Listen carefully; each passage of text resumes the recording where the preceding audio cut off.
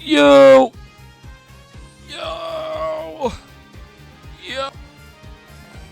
Sorry. Alright. Hi, everyone. We're playing Apollo Justice. That's right, baby. Last time we finished Turnabout Serenade, and now we're doing Turnabout Succession. Isn't that exciting? Which is the final case of the first Apollo game, Apollo Justice game. So exciting. We're gonna be learning about Phoenix's dirty little secret. I think this is the game that tells you everything. That explains why Phoenix was banished to Azkaban. You know, the whole kit caboodle. I'm gonna go shut my door.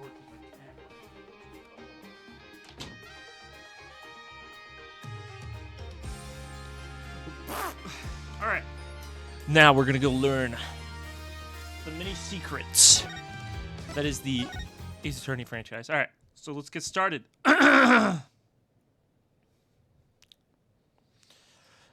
Episode 4. And that is the whole truth of this case. Okay. We're hacking into the internet. Wow.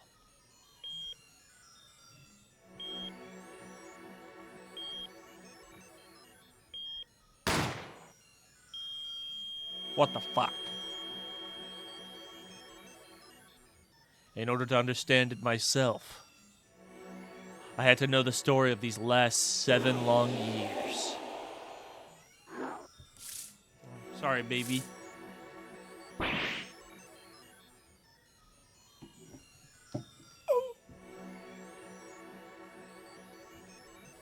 Nothing happens by chance. All is connected. Pew. Pew.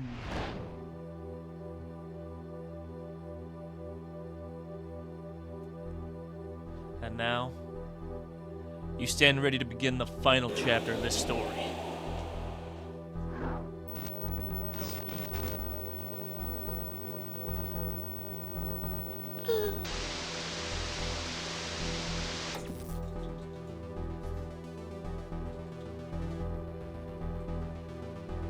The decision is yours. Will the defendant be found guilty or innocent? The decision is yours. I didn't read it because my cat is going crazy. Hold on. Let me fucking let him out. Come here, baby. Hey. Here, Loki. Come here. Don't tear apart my fucking pants. Come on. I'll leave it slightly askew so you can leave. Good lord. I should have just left that open, shouldn't I? Ugh. That's what I get for being cringe.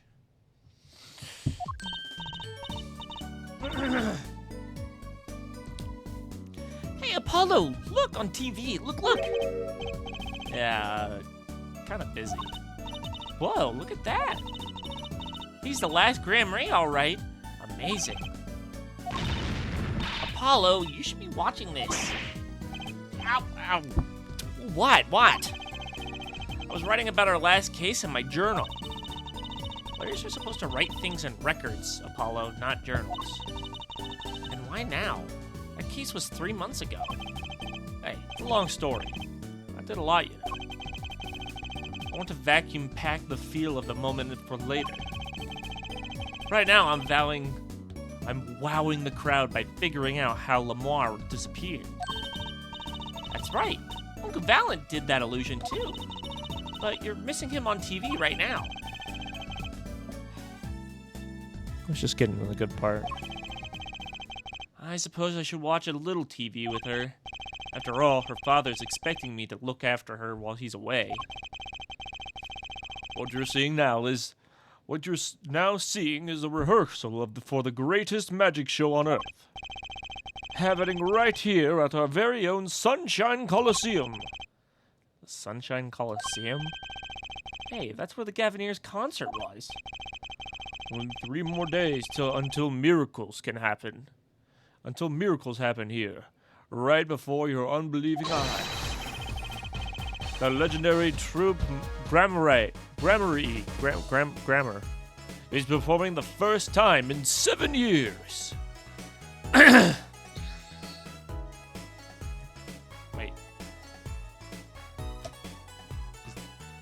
Is that Mr. Slim Shady, whatever his name is? Why are you clowns entering my room? I just don't want to be in here. Night door.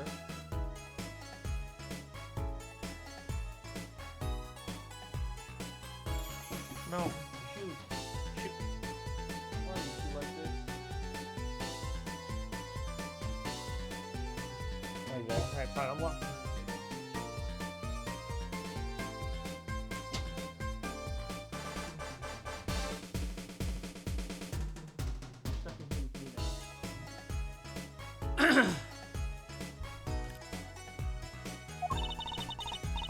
That's gonna be great. I'm so there.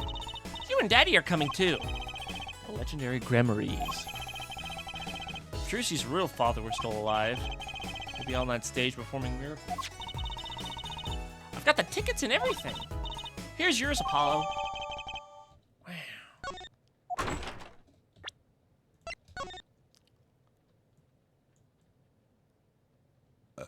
$70? Damn. Are you ready, Apollo? Ready for what? For what? For the troupe. For the troupe Grammarye Grand Magic Show. It's not like I'm getting up on stage or anything. What are you talking about, Apollo? I'll lend you one of my spare costumes if you need one.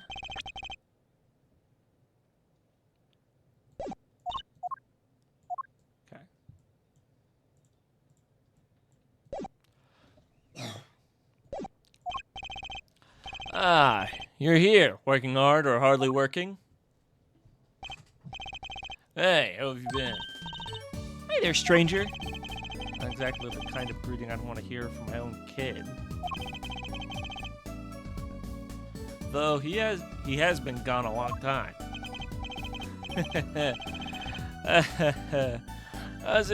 How goes it, Trucy? Here, I got a present for you. Yay! Pudding! I love pudding. Ooh, it's farm fresh. And not just one pudding, but 3 whole cups. I'll have to pace myself. Well, I'm beat. That's right, Daddy. You're on a top secret mission. You gotta take it easy with the secrets, you know. How right you are. So you still can't tell us what your mission is? Wow, way to ruin the mood now, Apollo, jeez. You need me let out more?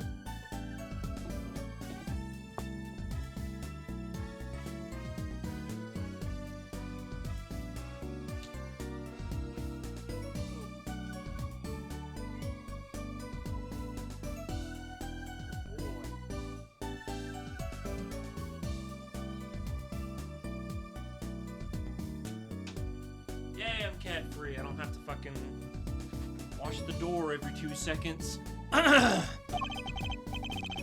Maybe it is time. It has something to do with you anyway.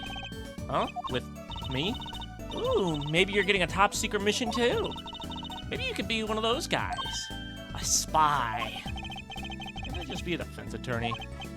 To be honest, telling you about the mission was my whole reason for coming here today. What? Tell me, you've heard of the Juris system, yes? The Juris system? That's right. The new legal system everyone's talking about. Have you heard of it, Apollo? Huh? Maybe. Maybe not as many people are talking about it as I thought. The Juris system, huh?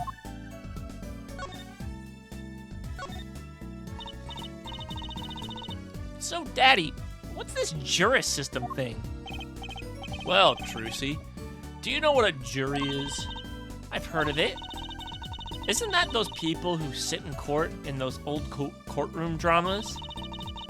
The ones who get to decide if a guy's innocent or guilty? Do you know Apollo? Only from TV. It's 12 people, chosen from the community, right? Well, they're thinking about reviving that system. They're calling the new system the Juris system. No more doing whatever you like, Your Honor. Not quite that harsh. The jurists cooperate with the judge. They help analyze the case from different angles. And there will be only 6 of them under the current proposal, right? Wow, you know your stuff, Apollo. Their findings directly affect the verdict. Hopefully, people will start taking the courts a little more seriously now. I feel like I'm on some kind of educational TV show. Starring Dr. Wright. Dr. Wright, his assistant, Trucy, and mascot Apollo, the perfect team. Mascot? Hey!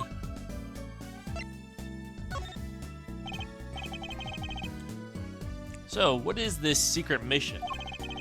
The Juris system is my mission, more or less. Anyway, keep in mind that new ideas like this system are always risky, Apollo. I'm gonna go ahead and save real quick, because it's raining pretty hard back there, and if I lose power, I don't want to start over. Hopefully, I don't lose power. It is raining like crazy though.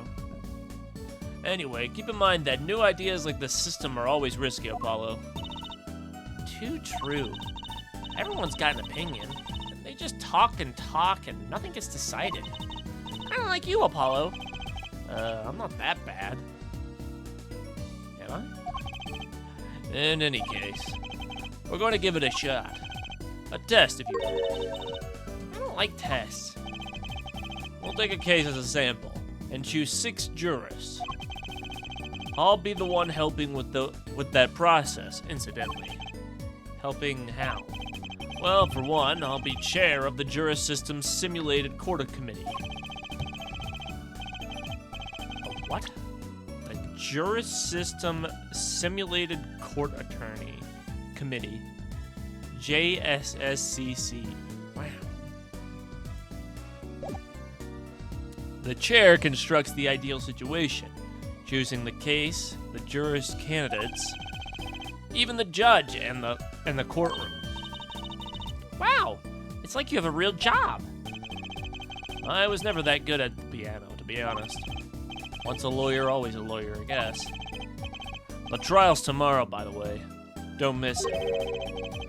The trial simulation, that is. Simulation, huh? Sounds interesting. So, what kind of case is the trial simulation about? Well, since it's the first run-through of a new system, I wanted something simple.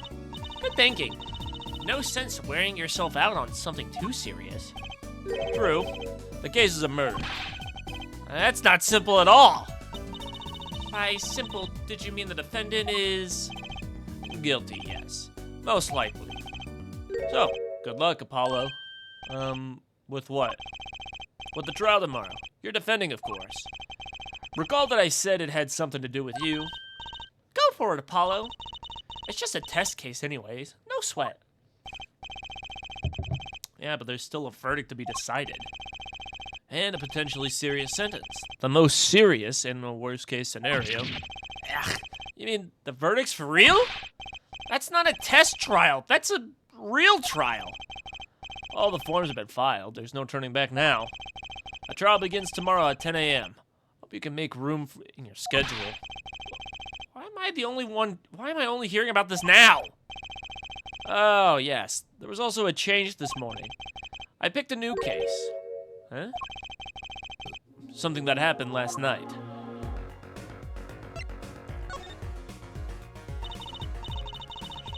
Hey, Apollo. I know you're all excited about that secret mission. But what about this? The Troop Grand Marie Grand Magic Show. Huh? Oh, right. The card tricks. They're not card tricks. They're grand illusions, miracles, the apocalypse. Heaven and earth will... Oh, so what? That's 3 whole days from now. It's at Sunshine Coliseum. Let's go. Let's go today. We can say hi to Uncle Valen. Have fun. What? I can't go by myself. You know I'm not very outgoing. Right. Why not go with her? But what about the secret mission? Oh, don't worry about that. You'll hear all about it tomorrow regardless. trust that smile. He knows something that he's not telling me. Yippee! Now you can take me to the Coliseum. Suppose it wouldn't kill me to pop over there. Ah, Grand Marie. That reminds me. What's this, Daddy? Isn't that silk hat and the Grand Marie seal? Consider it a birthday present, Trucy. Thanks. It's great. But today isn't my birthday. Good point. What day is it today, Paulo? Huh? Today? I think it's Recycle Your Plastics Day. Then it's a Recycle Your Plastics present. Yippee! So it's plastic. I've given up trying to understand them. It's much easier that way. Ream ban list incoming. I did see that ban list. That ban list is fucking nuts, dude. Holy shit.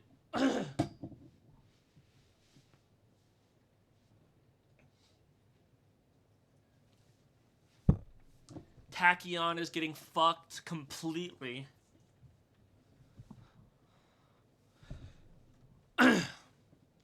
Tachyon is destroyed. They banned like 4 different cards, which is kind of crazy. I mean, of course it's justified, but still. Holy shit. They banned a ridiculous amount of cards. Good lord.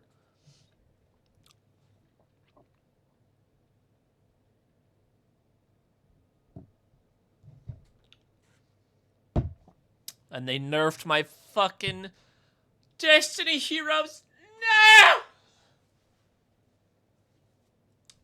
They nerfed my Destiny Heroes. They limited fucking Dinotopia, the fucking the one you get from the ranked ticket thingies. They limited that to 1, and they were limited Dogma to 1 for whatever reason. I don't know why they limited that to 1. And they also limited Raid Raptor cards, which I don't know why they did that either, but whatever. When we play Duel Links on Monday, I'll talk about it. But it is a very hefty fucking ban list.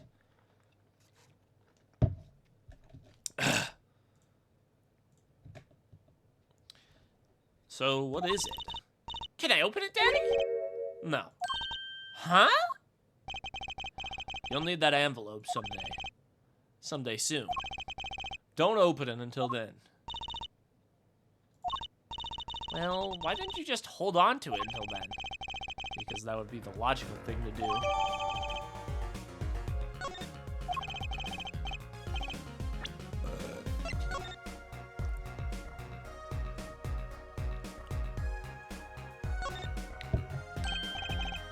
Looky here.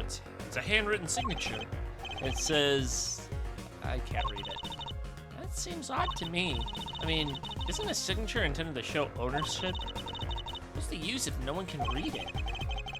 Isn't it enough if you can read your own? Oh, I never thought of it that way.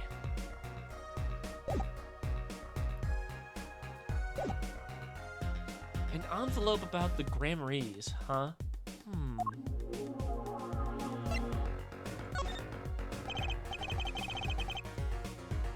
Alright, so what case are you going to use? You really want to know, don't you? Of course I do. I mean, I'm going to be defending, aren't I? If all goes well, then yes, of course. This is just a test. We wanted everyone to start without preconceptions. A blank slate, as it were. There's a difference between having a blank slate and just being totally clueless. Whose dumb idea was that anyways? Mine. Committee chair, remember? Oh. Well, if you want to know that badly, I suppose I could give you permission to examine the scene of the crime. Good. That's better. But you can't talk to anyone involved with the case. What? Then how am I supposed to defend? You let me worry about the details there. Remember, I'm in charge of this trial. All of it. But you don't want it to backfire, do you? Apollo? If I am in charge of the whole trial, that means the entire affair is my responsibility, For good or for bad. Just do what you can. And don't worry. I know what I'm doing. Alright. I'd recommend going down to the detention center. Your client's waiting for you. You can ask about the scene there. You just said I couldn't talk to anyone involved. Oh, you could talk to your client. If you can get her to talk. Well, time's a-wasting.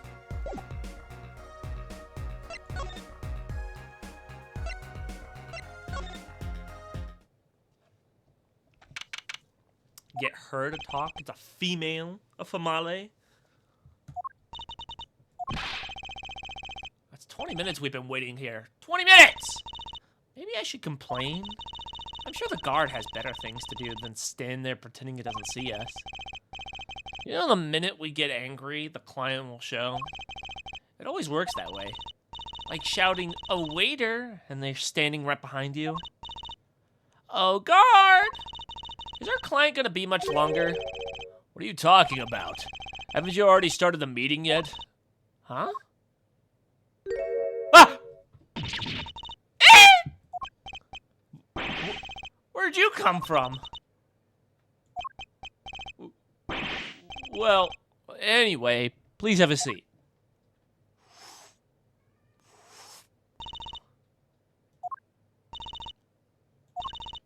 I'm nervous, Apollo.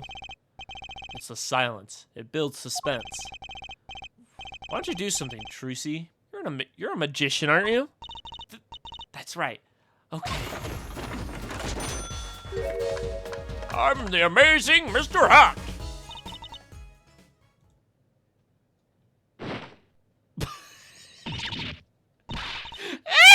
She passed out! Miss Magician Magic Underwear might have a better bet. Might have been a better bet. That's magic panties, Apollo.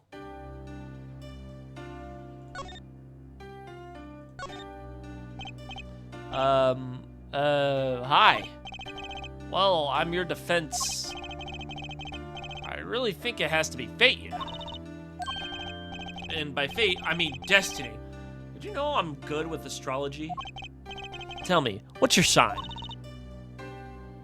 Apollo, what the fuck are you on, dude? I could tell you mine if you'd like, Apollo.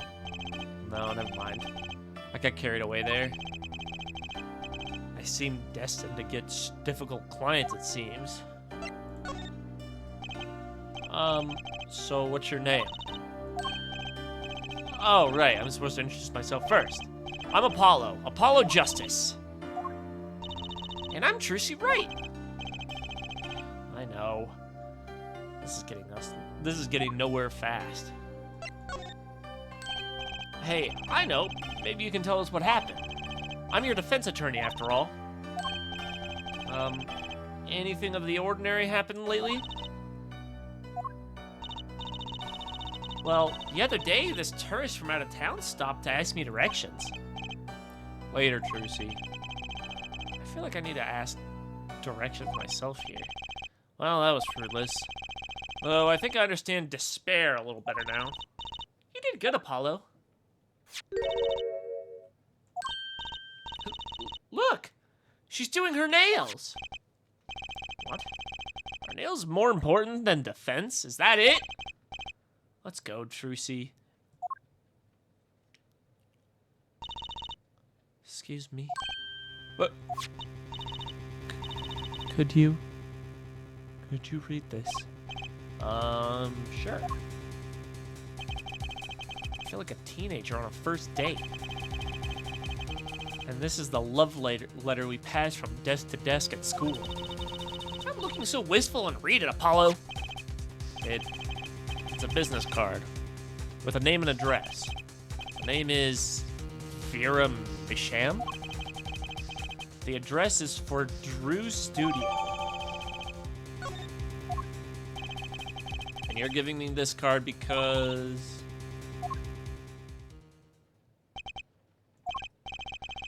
Well, looks like we're finished here. I wonder if Drew's studio is the scene of the crime. Let's go find out.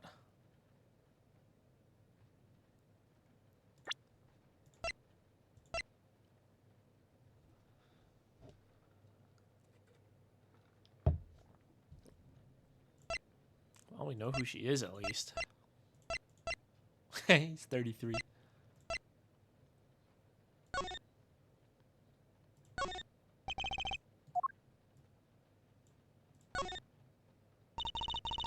What a pretty business card. Looks like a postcard. Almost. And on the back, just her name. That seems odd to me. Huh? What does? Why write your name on the front and back of the card? Why not use the space on the back for a self-portrait or a caricature? Then people would remember what you look like, too. That's not a bad idea, actually. Here, give me one of your cards, Apollo. She's drawing something. Hey, my hair does not look that spiky.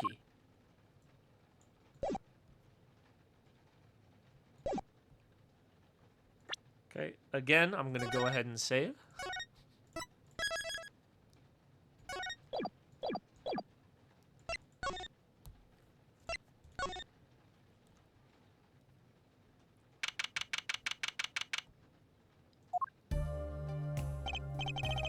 Wow, this looks like a studio. It's like life imitating art, or maybe it's the other way around. But the tape on the ground there, it's a bit jarring. Yeah, looks like we found our crime scene. Apollo, look at all those paintings. Look at all those paintings. Hey, don't touch those. It's okay, I'm just looking.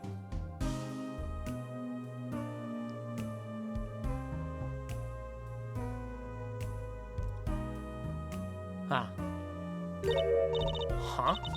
Apollo, look at this one. Looks half finished. You can still see a rough sketch underneath. But that's off. The rough part doesn't look like the rest of the painting at all. Yeah, good point. This is odd.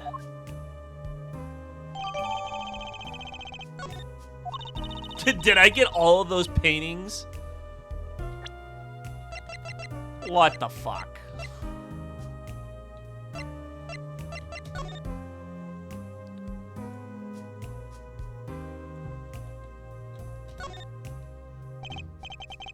Well, what do we have here?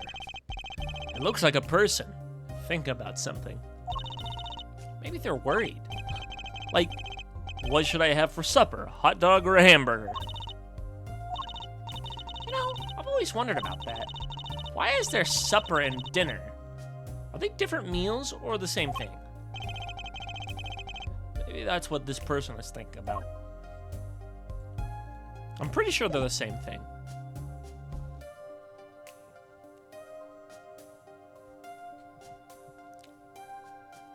Supper and dinner, I mean.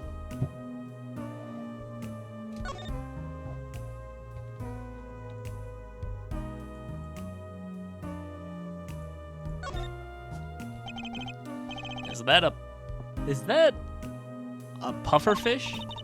Apollo, that's clearly a porcupine fish. They're not the same thing? You know what gets me? They've got all these needles, right?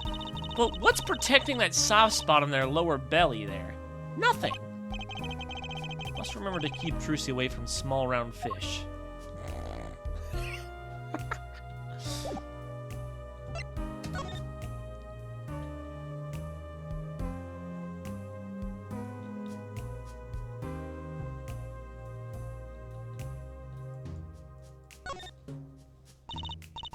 Apollo, look at this painting. You can see the rough sketch. Oh, looks like it was only half completed. Huh? That's funny. Do the rough sketch and the finished painting look totally different to you, too? They do, actually. What's that all about? Not gonna lie, this music's freaking me out. It's got that noir vibe. It's crazy. All the paintings have a really different style, too. I thought I might find you two here. Oh, it's her. Emma! Long time no see. Oh? Seems like I run into you into you far too often. I'll bet I know why you're here, too. You know about the trial simulation tomorrow? I've heard about it, sure. So, Mr. Wright chose you, huh? You don't even know what the case is about. Well, he was killed. The artist who owns the studio, that is. Mr. Drew Misham. And his daughter was put under arrest. Yeah, we just saw her at the detention center. It was funny though. She seems more like a victim than some kind of person who could commit murder. You don't say. Not even by poisoning? That's how it was done, you know. Poisoning's a common way to get the job done, when the murderer is a woman. Poisoning? Anyway, Mr. Wright told me you'd be coming. Feel free to take a look around. I'll be over here with my snackoos. We can't talk to anyone related to the case this time around. Which means we'd better find out as much as we can here at the scene. Or else.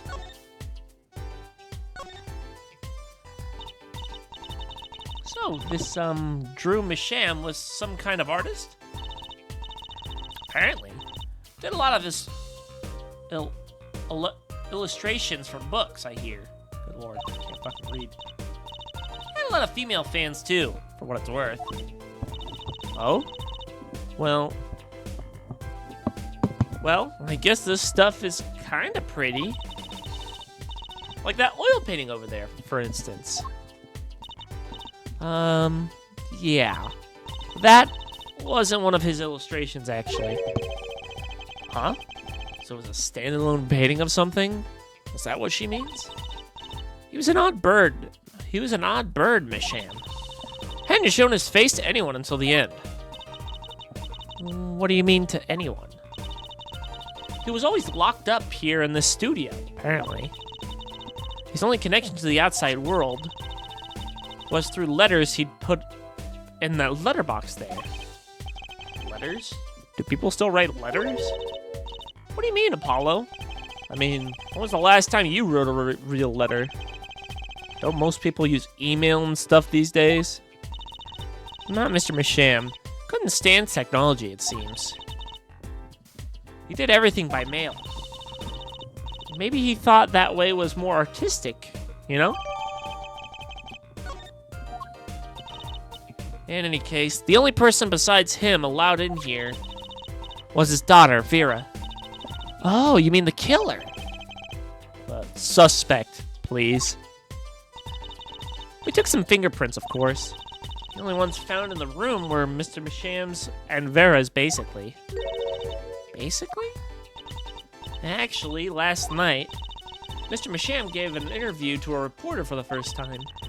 It happened during the interview, apparently. His first interview ever? Could you tell us a bit more about what happened the night of the murder?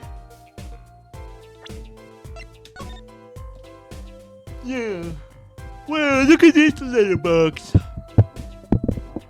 Allegedly.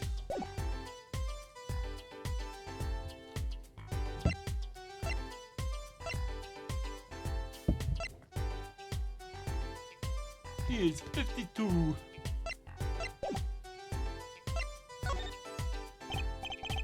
So, this woman, Vera, she's Mr. Misham's daughter, right? Yep. Real sickly girl ever since she was little. Hardly ever went outside. She did kind of give off a withdrawn sort of aura. She was homeschooled by her father, apparently. It was quite a scene when they took her to the detention center. She was screaming about how she'd die if they took her outside. That does sound like a scene. In the end, she agreed to leave if she was allowed her good luck charm for company. Her good luck charm?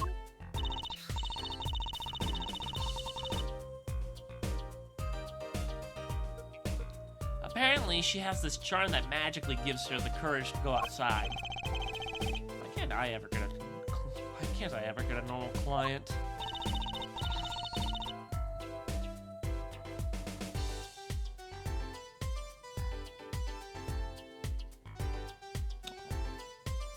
why would a shut-in daughter kill her own dad? Don't look at me. So, about the poison.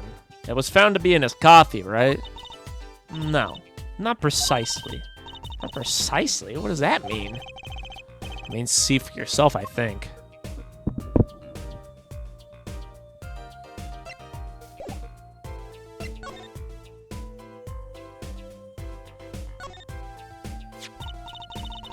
Ah, that's the victim's mug. Coffee mug. Aha, so the poison was in here. This is my first time seeing a real poison mug of coffee. I would hope so.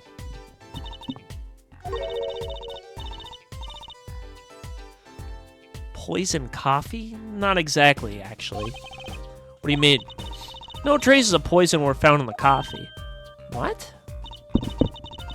You'll have to figure out the rest yourself. I'm officially not on your side, after all.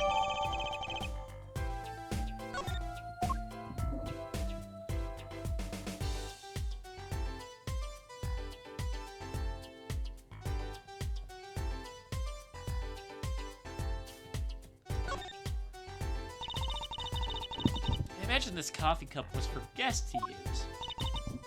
Guess? Did the police already analyze this cup too? Not a trace of poison was found on the cup. So the killer was after Drew Masham alone.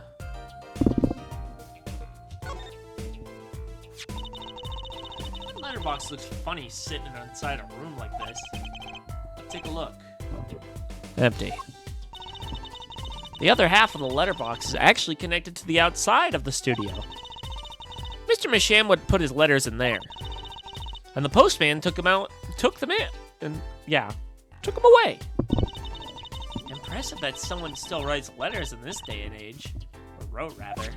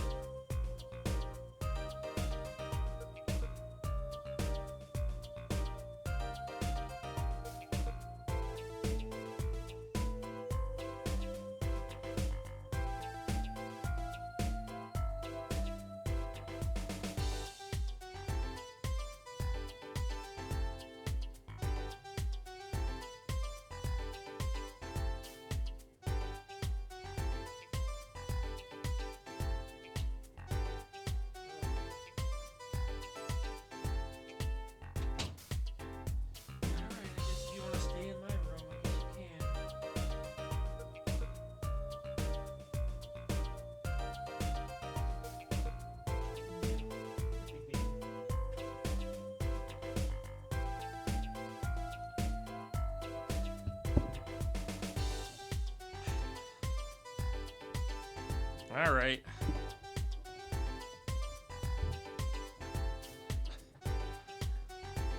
I brought my cat in because Mom was wigging out.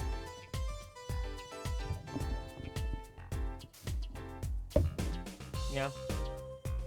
You good, pretty kitty? Yeah, you're my good boy. No kissies? Kissies? No? No kissies for me? Jump on the bed. There you go. You want to lay down? Go lay down. Good boy.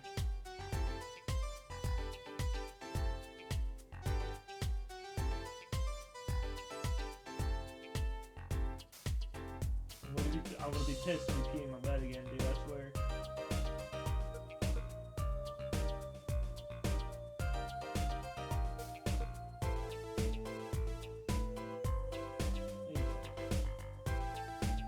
Comfortable. Alright, we're good. Alright, let's look at this mug. Hey, look there. That stain doesn't look so healthy, Apollo. That must be the Blue Mountain stuff we've been hearing about. It tells me that even Blue Mountain coffee isn't this blue. No, the stain is probably... Better ask Emma.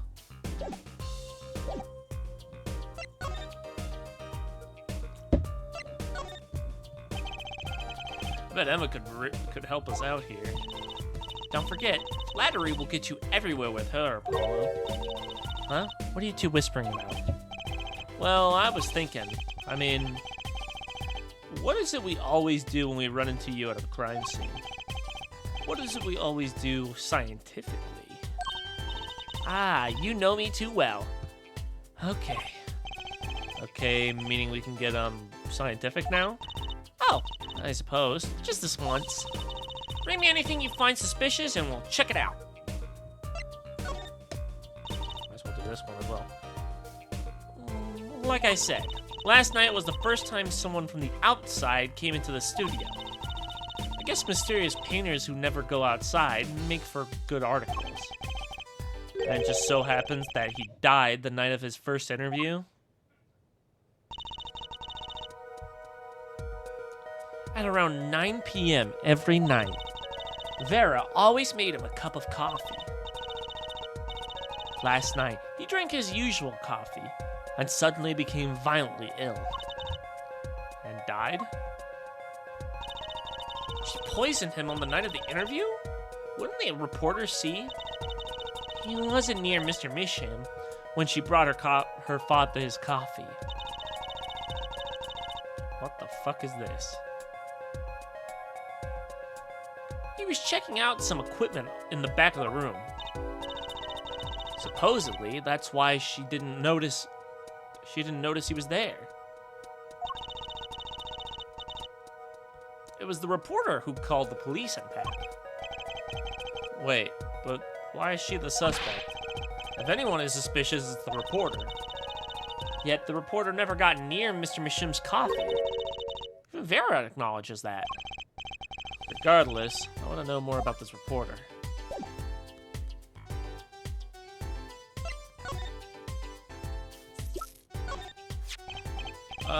Emma, about this mug. There's a pale blue, residue on the rim. Eh? Ah, that. Well, yes, well, it's just a rumor.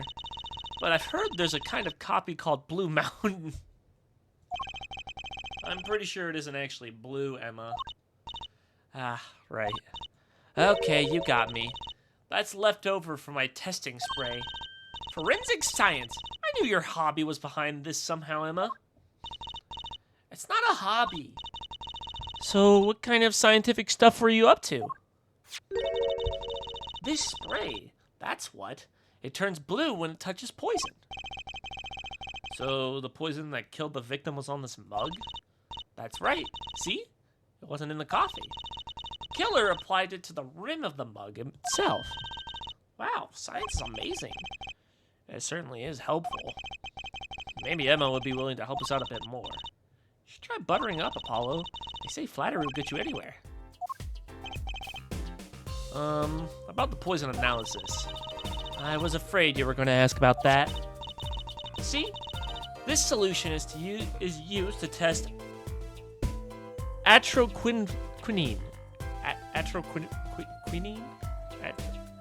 How the fuck do you say that? Atroquinine? Atroquinine.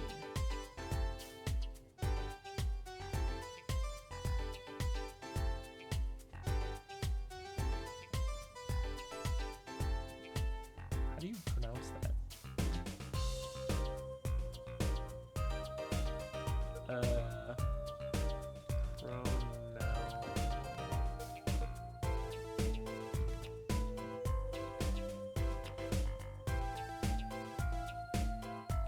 Atroquinine? What? That's how you say it? Atroquinine?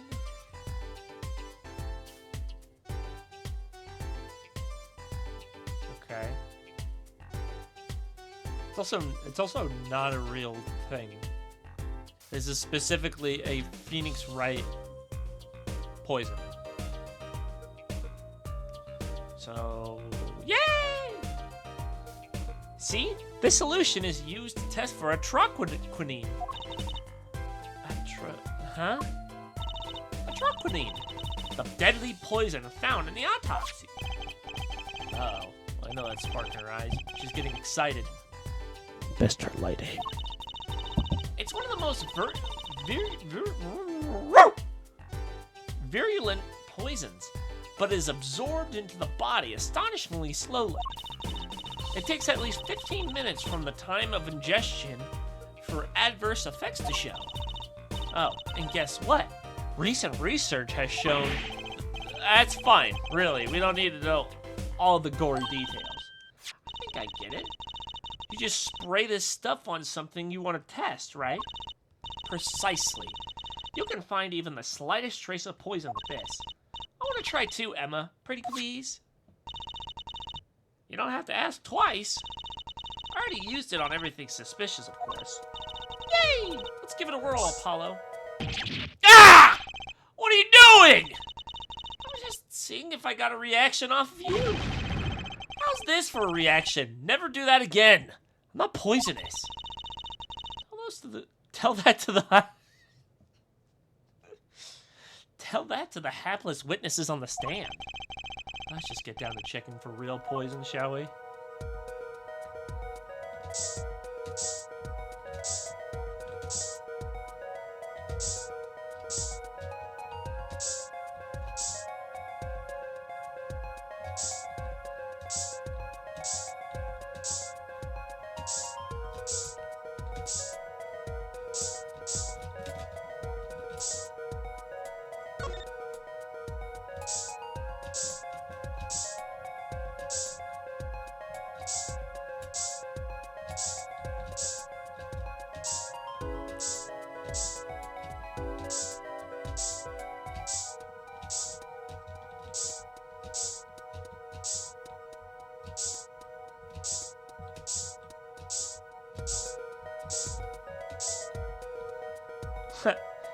He's got butt marks on his fucking chair.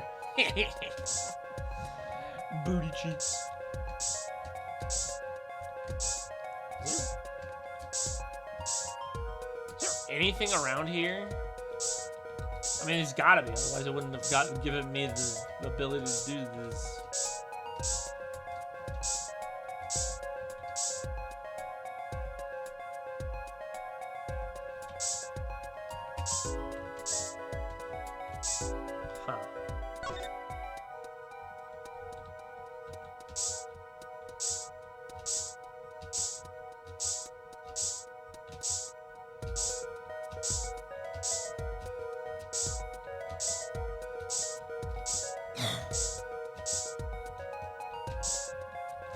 I didn't even see that painting right there either.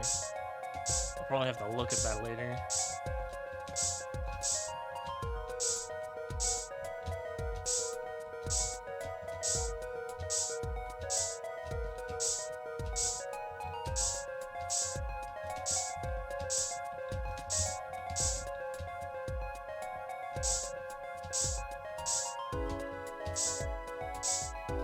Okay.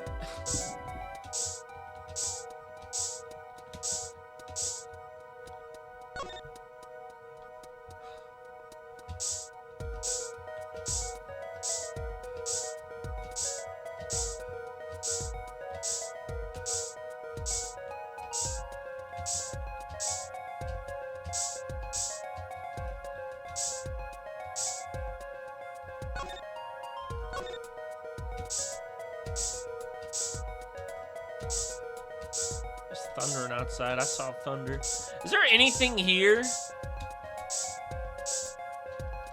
I've sprayed this entire... I've probably used the entire bottle at this point. I still haven't found any fucking poison.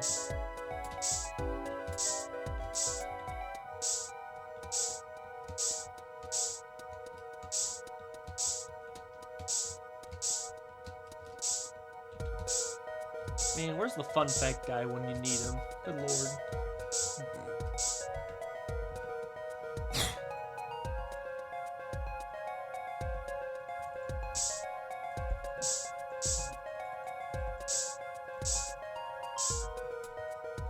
God damn it.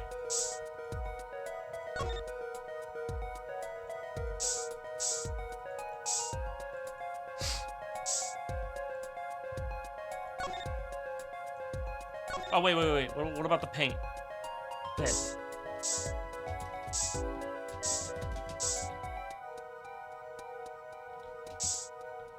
I got my hopes up for nothing.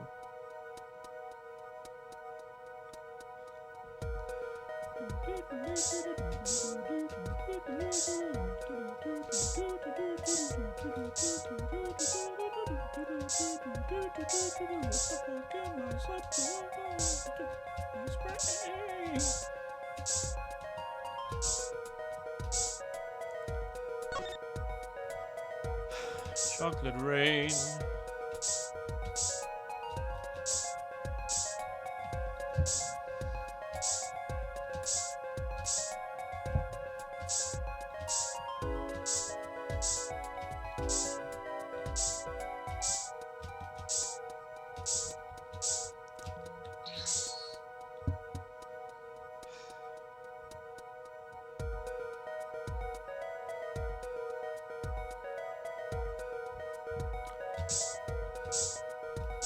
Okay, I've sprayed literally everywhere.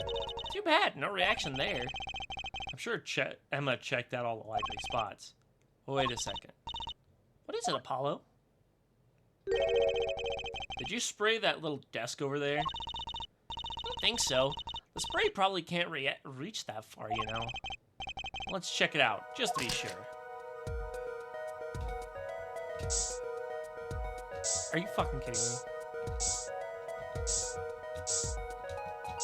I'm gonna be pissed.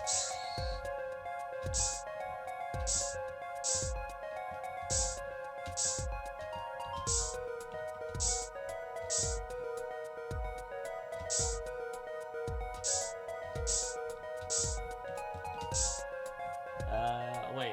I think, is that a little God, fuck you, game. Seriously? I spent like 5 minutes spraying everywhere just to find out I'm just supposed to wait until like Apollo is just like, wait a minute.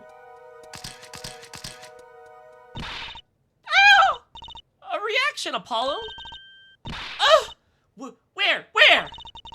The inside that cute little frame. Look. Well, would you look at that? Nice going, Trucy.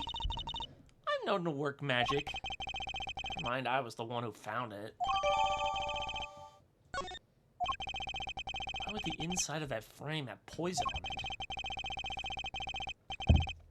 Looks like we found the only other place that was poisoned in any case. What even is this? Looks like you have to take this back part off first to put a photo inside. It'd have to be a really small photo to fit in there. True.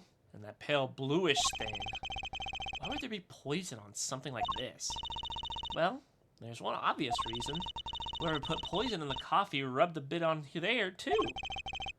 That's not very obvious, Trucy.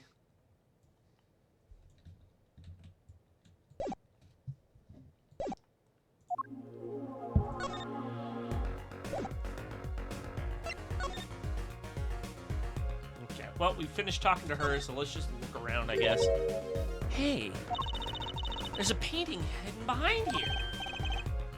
Hey, you're right. What if it's embarrassing somehow? And he didn't want anyone to see it. You certainly seem pleased by that by the possibility. Huh. It's so normal. That's hardly something to get mad about. Huh?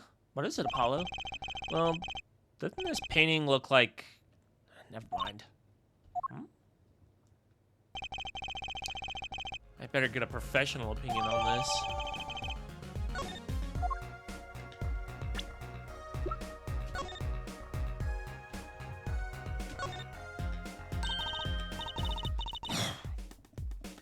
Hey, Apollo, this painting, I know it. Huh? Really? It's that story where the old woman is doing the wash in the river, and this giant peach comes floating on down. That might possibly be the strangest thing I've ever heard.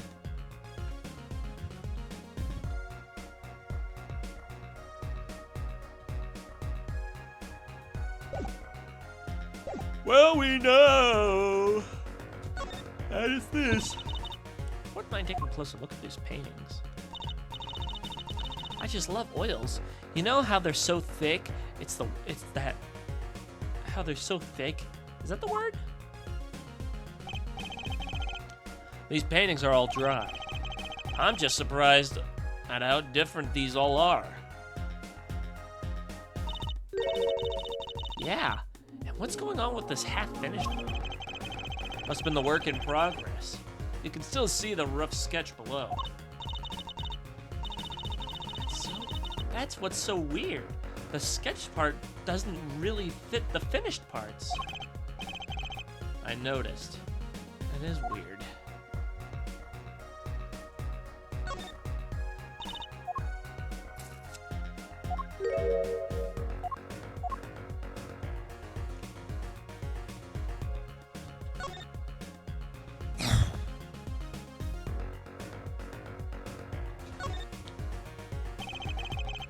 Let's take a closer look at this desk here.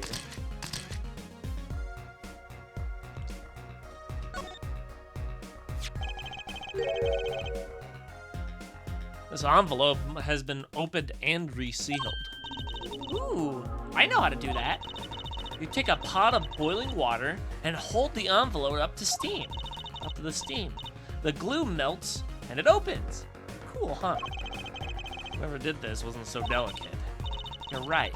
Looks like they just ripped it open and stuck it back together. Huh?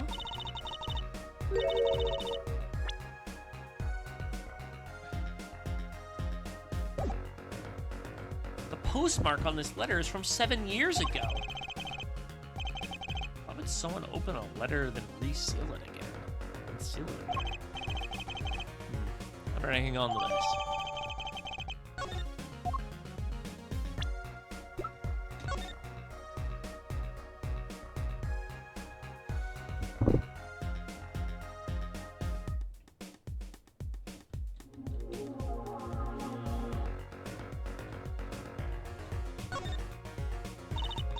Apollo, look!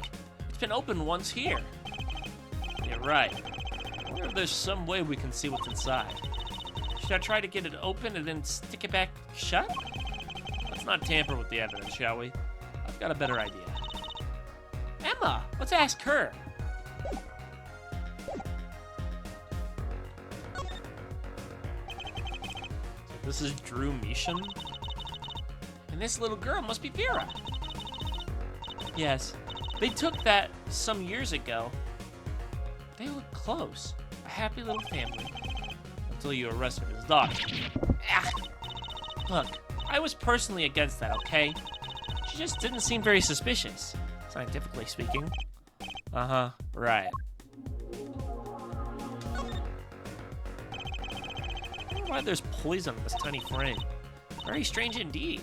Wait, I know! I'll bet it was poisoned from the time he bought it. Haven't you ever heard of some kinds of green paint being toxic? I don't think they sell that kind anymore. And the poison was I don't know how to say that word. Atroquinine.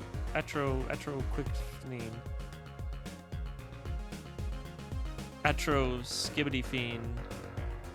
I don't know. Atroquinine? A tiny mysterious poison frame.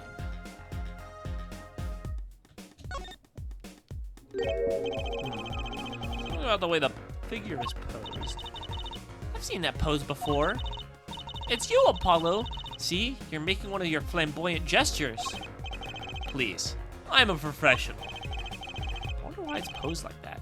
Coincidence? Is this a journal? Wow, talk about a clue. Let's read it. What is it, Apollo? He didn't write the name of the killer, did he? It's new. He didn't write a single line.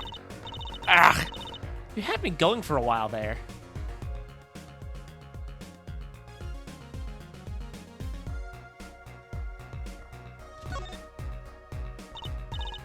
Hey, Apollo, what's this feather thingy? Isn't that a pen? Like an old-fashioned quill pen? But it doesn't have a pointy end. That was most likely for sweeping detritus off the desk. Wow, you sure know a lot, Emma. Bold and scientific, that's my motto. Exactly, what about that was bold or scientific?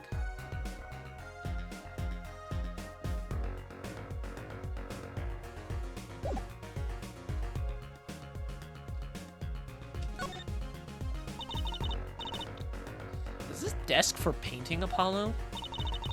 That would be a drafting table. Drafting? Basically, it's a tool for making precise diagrams. Wow, painting is harder than I thought. How would a painter need a drafting table? Was he an architect too?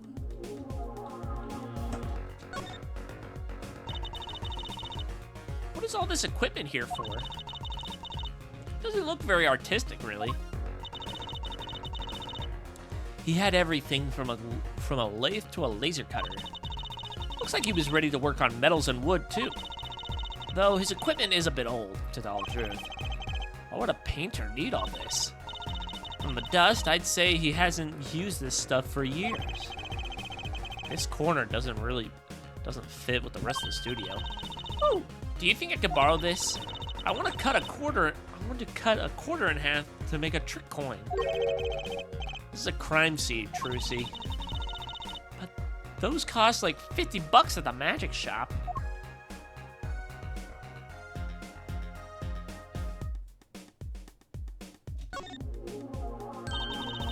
Look at all these paints, Apollo. There's so many. He's got like 20 kinds of red. You could repaint your suit, Apollo. How about this shade of green? That'll be enough of that, thanks.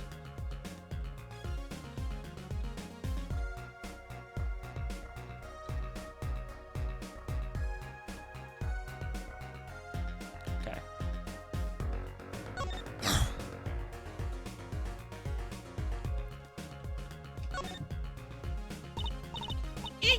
Apollo, that's where the body was.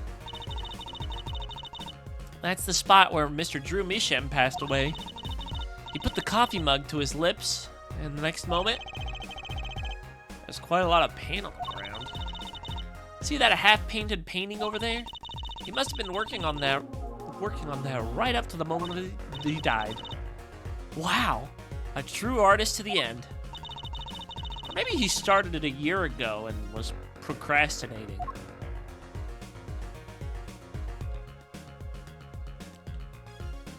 Hell yeah.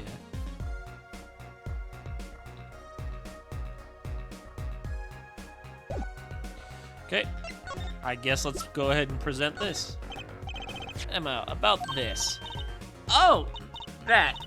Yes. Why, that's a bright red envelope. Sure is jumpy. Someone opened this, didn't they?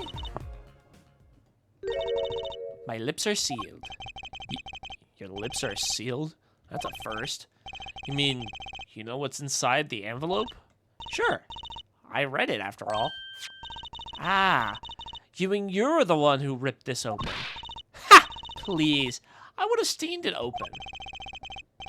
But she did sneak a peek at it, apparently. Know that I have a powerful weapon on my side. Weapon? Yes, the use of tools. Highly specialized tools for information gathering. Tools I wouldn't mind getting my hands on. You should try flattering her, Apollo. They say a little praise can open big doors. Never heard that one, but it's good advice. Let's try talking to her. About that envelope we found. I was wondering if you could help us with that tool you were mentioning. You want to know about my tool, do you? It's called an X-ray analyzer. X-ray. Like the X-rays you get at the dentist? That's right. At least that's what I call it. Huh? It has a real name, but it's much more complicated. The X-ray spectralization something. How am I supposed to remember all that? So basically it lets you see inside things. Like envelopes? That's right. You're sharp, Trucy. But it's a bit more complicated than that. In practice, of course. Actually, to tell the truth, I'm not really sure how it works scientifically. Can I try it out, Emma? Please? Oh, I suppose. Of course, I've already checked out everything suspicious myself. All right, let's give it a spin, Apollo. Yeah! What are you doing? Oh, just seeing if I could see through your hair. But it's like lead. Point that thing at me anymore and it might fall out. Then I wouldn't need an X-ray machine to see through it. Let's just get down to business, shall we? Right. Let's test it on a sample first. It just so happens that I have a lottery ticket here.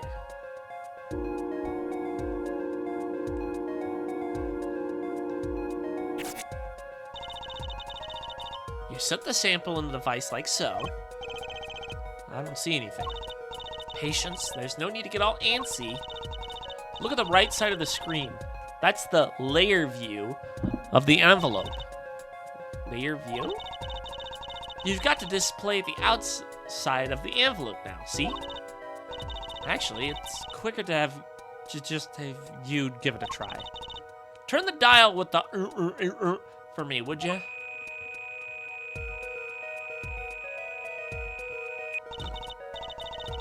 That's right. That's how you choose what depth you want to scan. Hey, I got something. See? That's how you read letters on the ticket inside. Cool, huh? Except I can't read them. Just turn the dial a little more.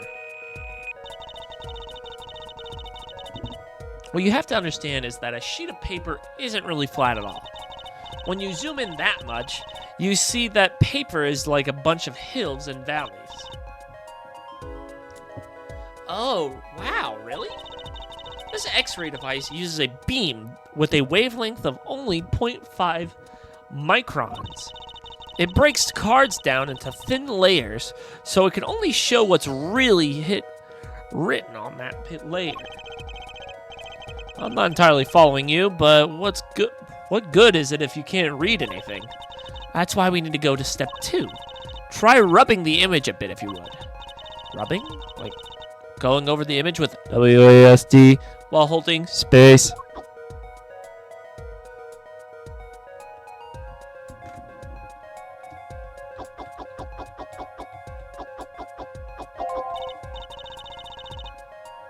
There, that fixes the image on the screen. What's that say? 0007? Now, turn the dial again just a little.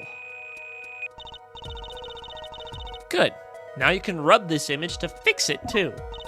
Hey, I get it. We just keep doing this until we get the whole thing. Exactly. Not bad. Neat. Let's do some more. Oh, yep, there you go.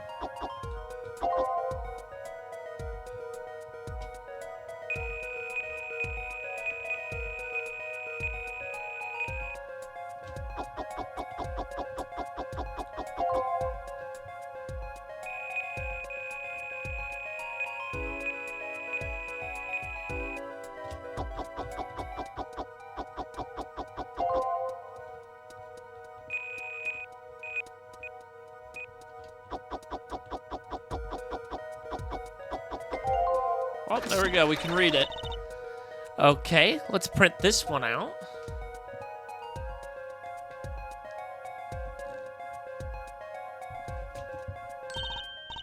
Woohoo! I'm a big winner! See?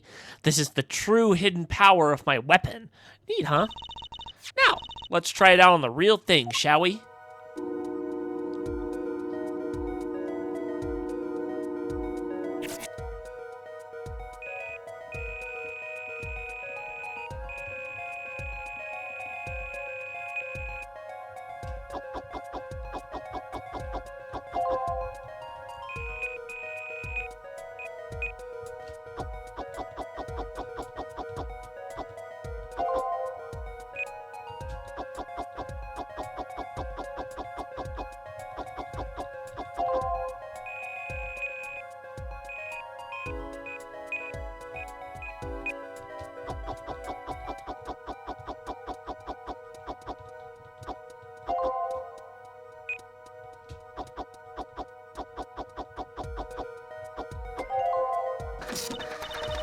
Okay, let's print this one out.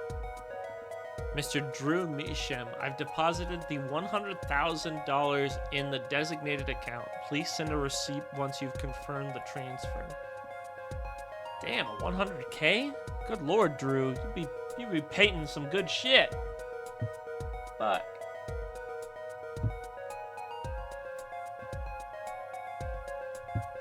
Is it done raining? Oh shit. Is it done raining outside? Good lord.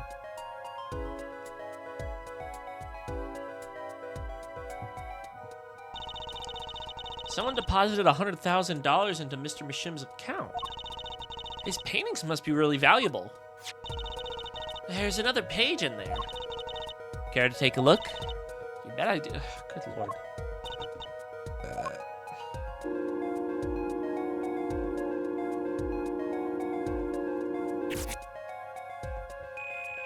I'm not gonna lie, this shit sucks. It's not hard, it's just boring.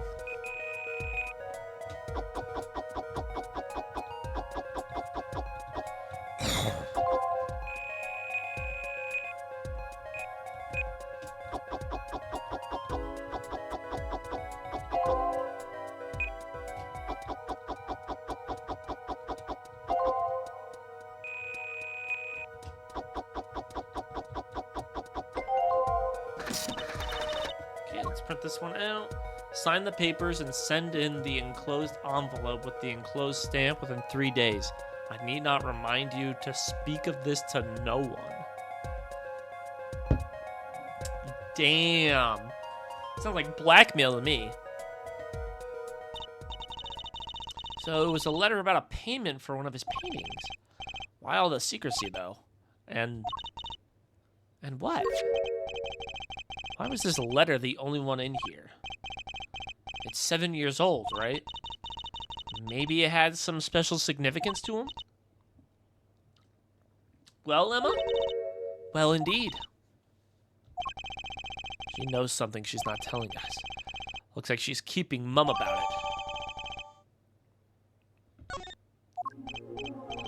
So, Emma, I was wondering, what's the story about this reporter that came here for a story the night of the crime? Ah, I'm afraid I can't tell you, because he's going to be a witness tomorrow, I hear. I thought so. I'll never forget that face. But what was his name? Oh, right. Bruchel. Bruchel? Bruchel? Bruchel? Bruchel? He's after a scoop to sell to the papers. So a reporter comes for an interview with a painter. His first interview ever, and that night he's killed. Seems strange to you? Really strange. It does raise a few questions. I'd like to speak to this reporter if I could. Well, I hear he's on the beat today, so, too. He said something about covering a magician. Magician? Well, if it's not Trucy, that leaves only one other person. It wasn't Valent Grammary by any chance, was it? Yeah, something like that. He's got some big show lined up, I hear. So, he's out interviewing Valent Grammary. Looks like I'll be heading out to that Coliseum again sooner than I thought. Here, I'll give you that reporter's card if you want.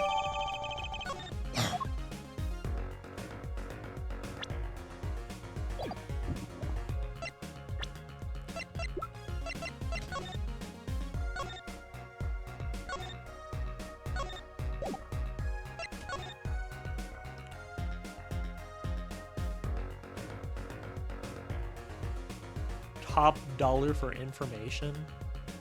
Is that the guy's face? Wow, he did he did Trucy's advice too. I guess you gotta have a good business card if you want to work freelance. Really? What's this? A camera lens finder? Do reporters take photos too? I guess if he's freelance, he'd have to. Maybe you should try being a prosecutor and a defense attorney. You'd always win. Why don't I become a rock star too while I'm at it? Jeez, I don't be snarky about it. Jeez. Alright, well, time to skedaddle, I guess. To the Coliseum!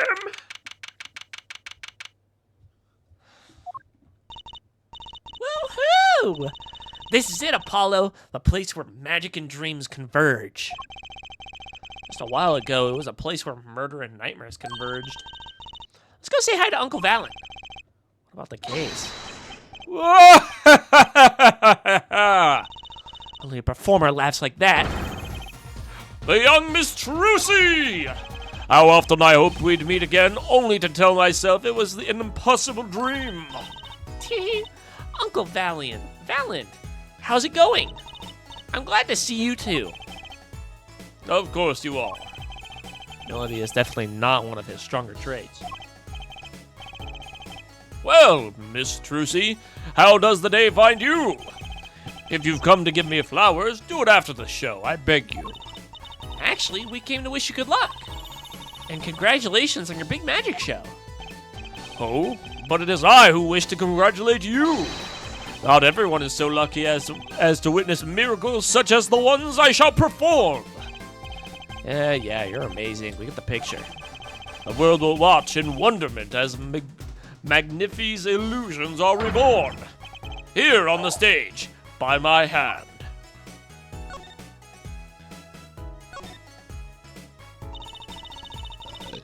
Everyone's talking about the big magic show. Is it true that the Grand Marine Miracle is back after a 7-year absence? Miss Trucy, I must apologize. This show and this honor should have been his. Daddy.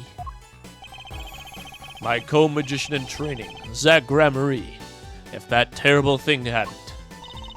It's okay. Your father was a great magician, Trucy. If he were alive, then I, Valen Gramarye, would have been proud to stand upon this stage as his assistant. Thanks, Uncle Valen.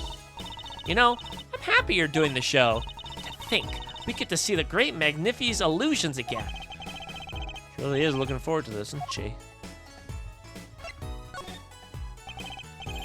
My mentor, the magnificent Magnifi, Gramarye, was a true deity among magicians. A creator god who gave birth to magic and illusions that defied our very imaginations. I was so little when I last saw one, but I still remember his shows. He did wheelies in a sports car through the air above the audience, and then sped off to outer space faster than the speed of sound. I'm guessing that memory was a bit embellished. For 7 long years, the world has been waiting for a miracle to match his. As heir to the Gramarye Troop secrets, it falls to me to provide one. It is my God-given destiny.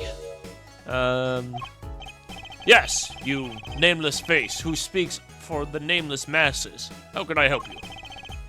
If the world was waiting, why did you hold off for 7 long years?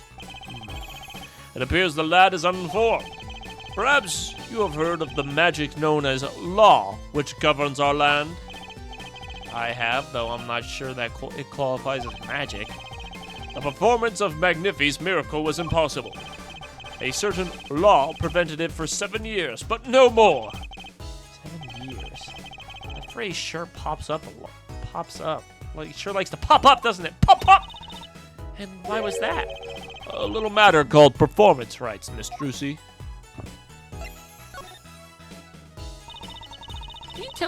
Can you tell us about these performance rights? Magnifi's magic relied on an incredible and innovative idea, a trick, if you will. My trick was considered his property, and as such, was protected by property laws. Intellectual property, maybe? But yeah, I wish I could read.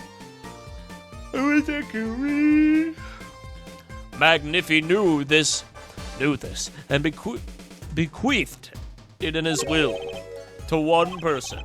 You mean him? Yes, Miss Trucy, it was your father. Zach Gramarye was the inheritor of the Gramarye miracle. Daddy. Yet, as you will know, he is gone. He disappeared suddenly 7 years ago. I think I see where the story is going. Once a person is classified missing for a certain period of time, they are considered legally deceased. They are considered legally deceased, correct? In all absoluteness, those rolled-up sleeves conceal your competence well, young man. That certain period of time of which you speak is 7 years. Yes, Miss Trucy, though it pains me to say it. This past spring, April to be precise, was the time. Your father was legally declared deceased, and the absence of a former will, the secrets of our mighty mentor Magnifi passed to me. This was, in fact, stipulated in the will of Magnifi himself. Is that how it works, Apollo? Yeah, it's called death in absentia. He's declared missing permanently. Daddy. So, wait, let me get this straight. The guy isn't actually dead. He is just missing, and if he's just not around for 7 years, he's considered legally dead. How the fuck does that work? How do you make someone legally dead for just being gone for 7 years? That doesn't make any sense. What the fuck kind of law is that? Also, I saw the little image with like the 3 dudes, including Valiant and a woman and then another dude. That looked like the guy who was killed at the very beginning of the game. Not only that, he had a picture of Trucy. He had a pendant of Trucy around his neck. So I'm guessing he was Trucy's father. That fucking what's-his-face killed. Because at least I'm pretty sure that was him. It looked like him. I can't remember what the guy's name was. Of course, I don't know why he was challenging Phoenix to a game of poker, but yeah, whatever.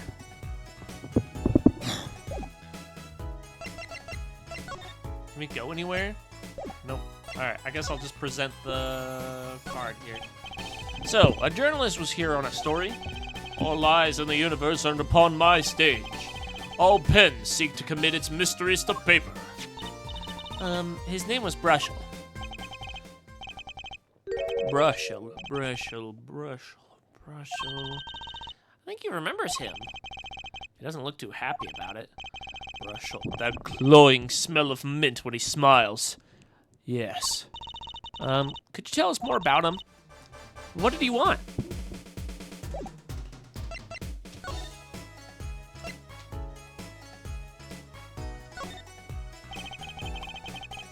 A man by that name called me... fucking hell. A man by that name called on me just now. Just now? Valent's vision is always towards tomorrow. Valent's feet step always forward. That is all. That's all very confusing. I am to perform a big magic show. Oh, yes? I wanted someone to cover it. Yet, he had ears only for that incident. That incident? In any case, I requested that the rapacious fucking bitch-ass reporter remove himself. So a painter has died. What of it? It is but a footnote in the footlights compared to the magic of Gramarye. Uncle Valent, do you know where that reporter went? I recommended he visit that place popular with penalized perpetrators. Detention center? He was a rude individual. Might I see that card? Sure. He would tear apart my respectability. I will tear apart him! Ooh, here comes Apollo. Uncle Valent's big magic trick. Is he gonna fix the card? I'm sure that qualifies as big magic.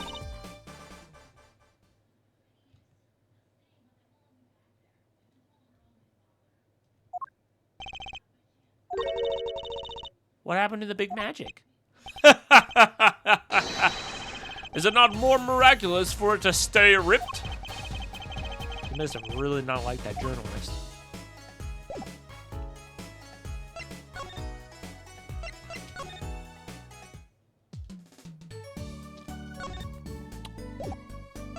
Bye, Phoenix.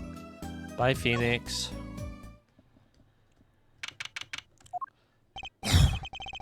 Ah, you're here to see Vera Machine? Yes, that's right. She's in the medical office at the moment. Medical office? Is she okay? She's just lying down. Says she didn't feel so good. I'm sorry, but I can't allow any meetings at the moment. Most annoying client ever. Guess we should come back. What the fuck? I thought we were supposed to look for...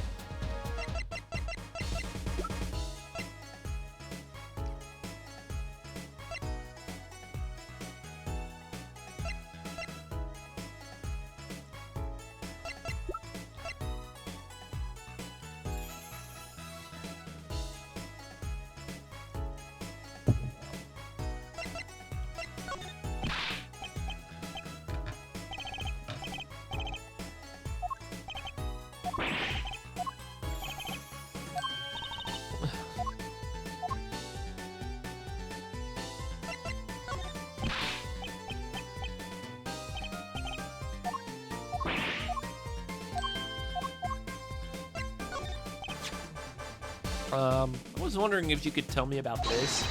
Aha! Why, that bears the Gramarye Steel. Uncle Valent? Is something wrong? Trucy, where did you get this? Huh? Daddy gave it to me. Your daddy? My partner's at... No. My other daddy, Phoenix Wright. Why now? Why would your Lord Daddy... Lord Daddy? That's kind of stretching the whole archaic thing a bit. This signature upon the back. Do you recognize it? That belongs to none other than Zach Gramarye. What? Daddy signed this? Might I be so bold as to open it? I'm sorry, but I can't let you do that.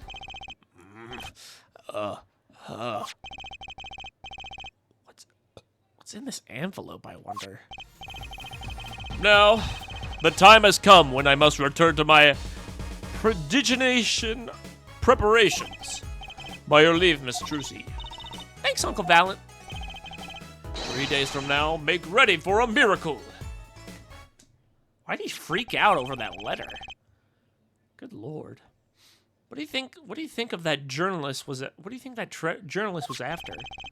And why did Valent react like this to this envelope? I think it's time to pay the detention center another visit.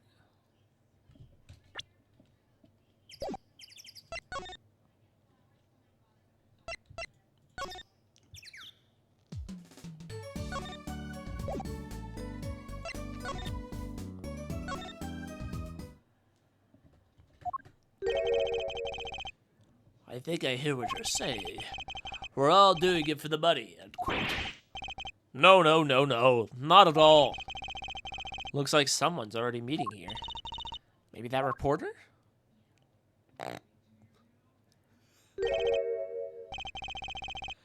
Hey there, how you doing? Who might you be? Sorry, we didn't know someone was already here. I'm Apollo Justice, attorney at law. Talk about a nervous monkey. You're Justice? You? You know me? Do I know you? Of course I know you. Stares down witnesses on stand Instead, till they spill beans, end quote.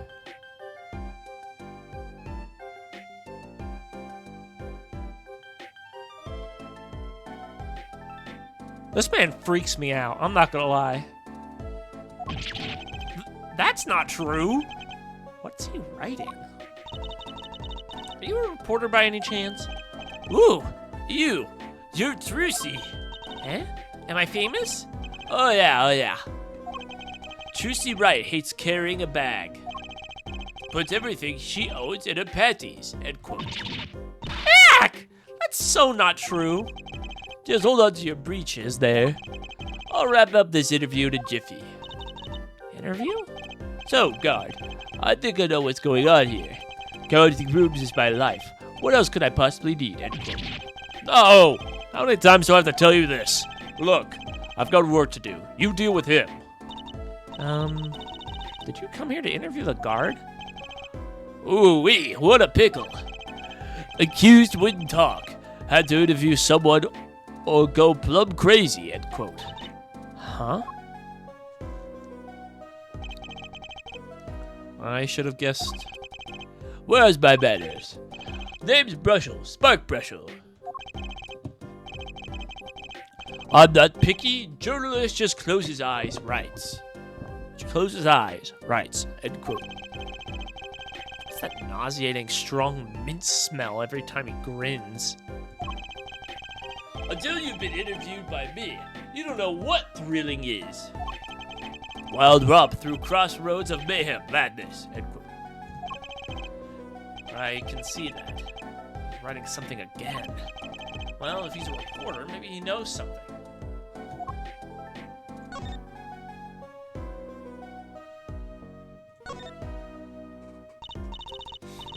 So, Mr. Brushel, you're a journalist? Me? Look, let me state one thing for the record here. Yes? I'm the interviewer, you understand, yeah? I'm the one asking the questions here, end quote. Okay. For instance, you think a movie director watches movies? Well, I think he probably does. Exactly, I knew you'd understand. Huh?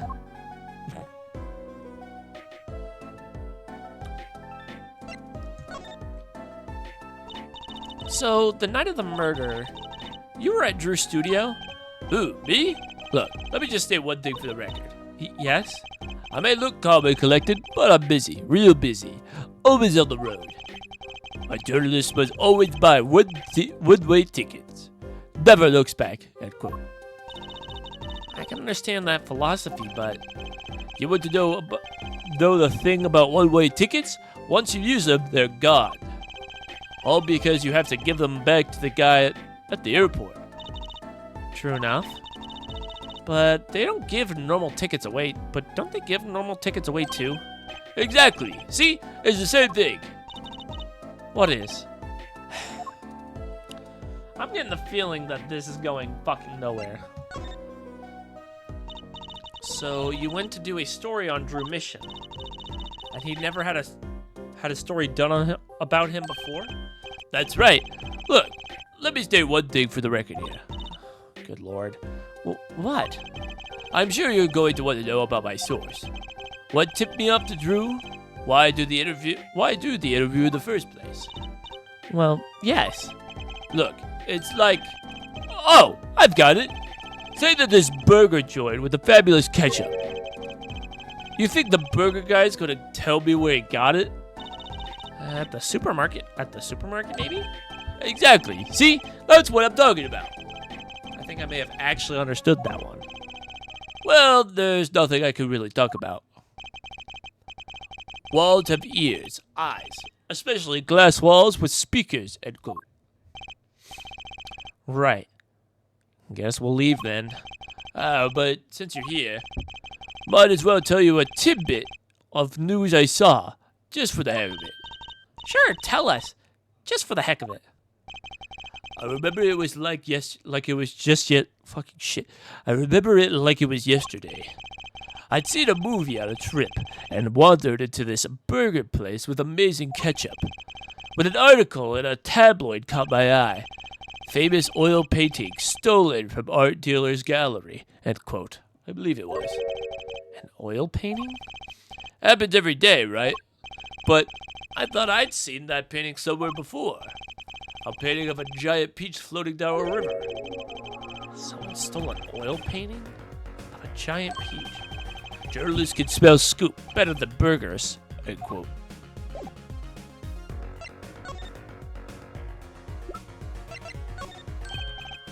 Ah, right. Let me go on the record here. Yes?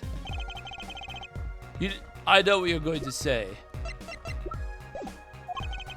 Marshall, take this. Write brilliant column, end quote. I don't think so. Look, buddy, I write brilliant columns about one thing, and that's food. Try to understand. What could he possibly be writing? He didn't listen to a word I said.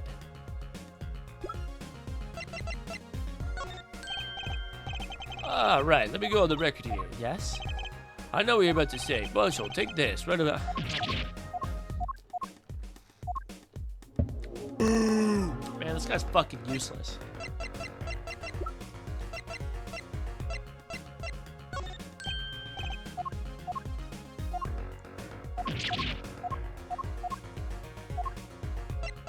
Is this about all we're gonna get from this guy? Because he's being an asshole right now?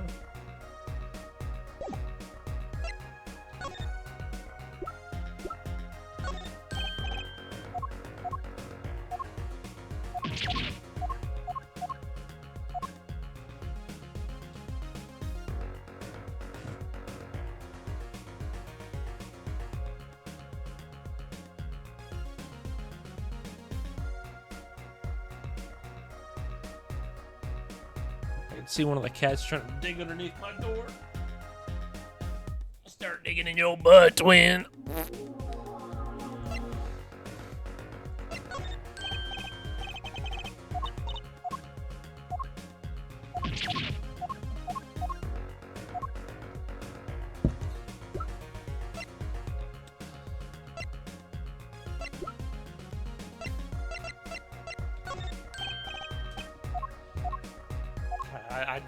I don't.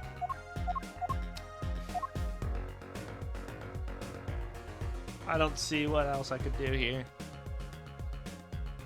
Have I gotten pretty much everything I can?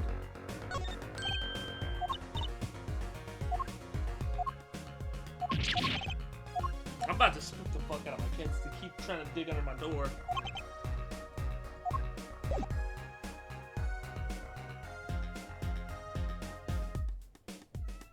What? What?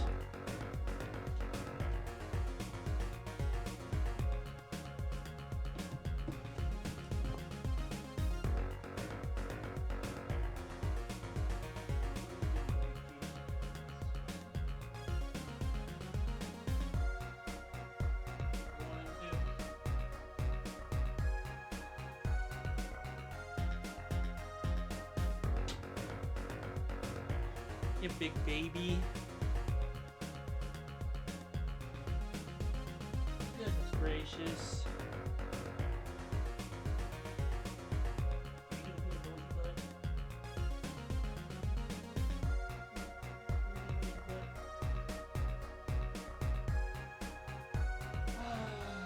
I have to fucking.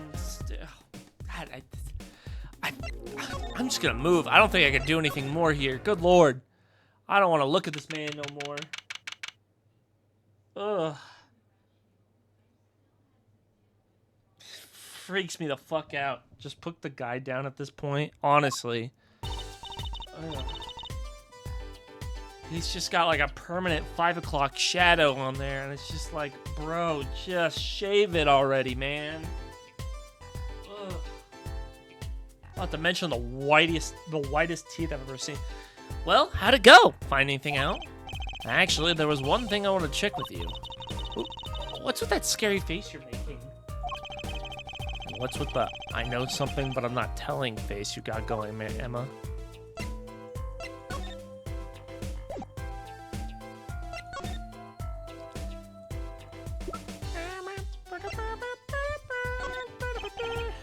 This painting came from behind the dresser. Ah, yes, so? It was stolen, no? I was hoping you wouldn't figure that out. Do you think you could tell us about a bit about this? I suppose. It's what you think. Drew Misham was a forger. A forger? Oh, this is actually kind of interesting.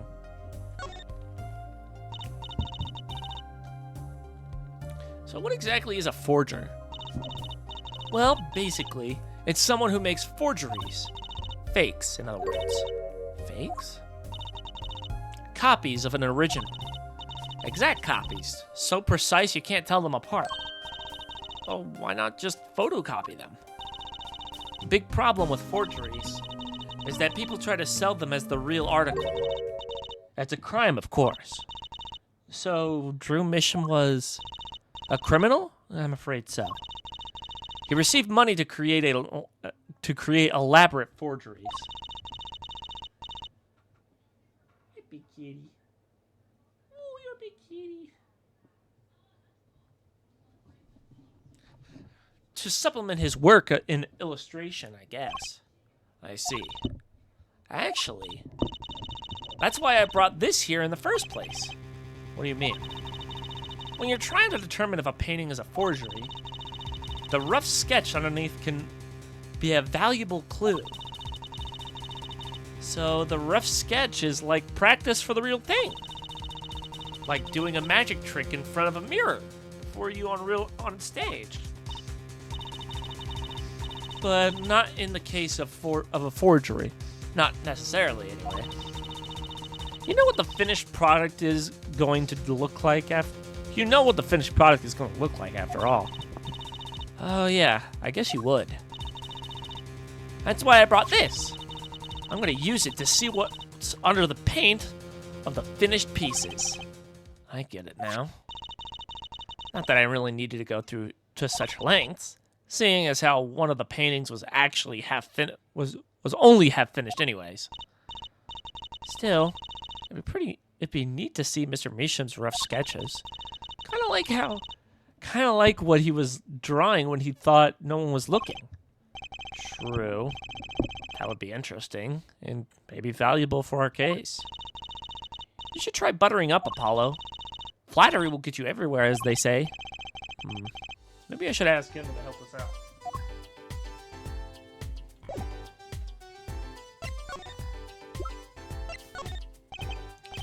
About this painting from behind the dresser there. Ah, yes. It's what you think. Drew Misham was a forger. Yeah, okay, we already know about that. I kind of wanted to see the rough sketch on this painting. I was wondering if your tool there might do the trick. Oh, fine. Just this time, though. Let's check this out.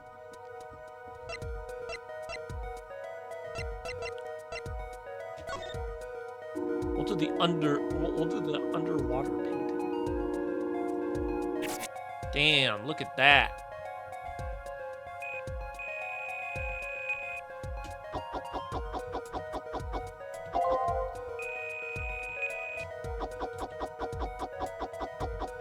Is that a fish?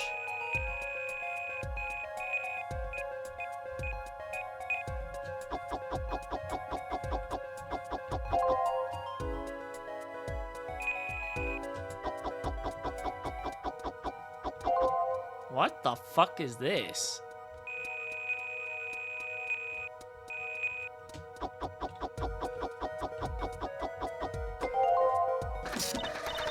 Okay, let's print this one out. What is that? Wait.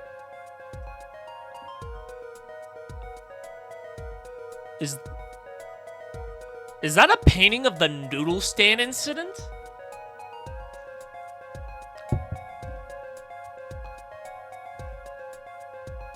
Holy shit, it is. Yeah, udon noodles or whatever. There's his fucking logo and everything. What the hell? What? What the heck? Wow, he really blows. The finished painting isn't anything like the rough. Devices like mine didn't exist until recently. He probably thought he could draw any sort of thing he wanted to do any sort of thing he wanted to for the rough. What do you mean? Well, in the past, you could only analyze the composition of a rough sketch. Composition? In other words, the traces of charcoal between paint and canvas. You could tell if there had been a rough sketch, but not what it looked like. Ah, I think I follow you. So, in essence, it wouldn't matter what was underneath the finished painting. Some pros would actually paint out a rough sketch entirely. Then do a completely new painting on top of that. So, Mr. Masham was drawing whatever he wanted before painting over them? Possibly. Is there a problem with that? Not particularly, but something about the sketch itself is kind of odd. You're awfully silent all of a sudden, Apollo. You think we could check out one of the other paintings? Why am I getting so many messages?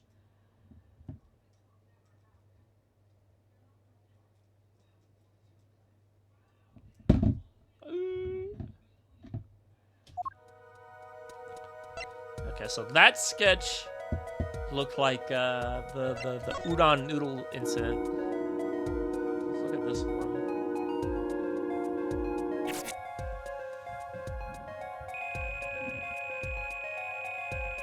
Oh, wrong way.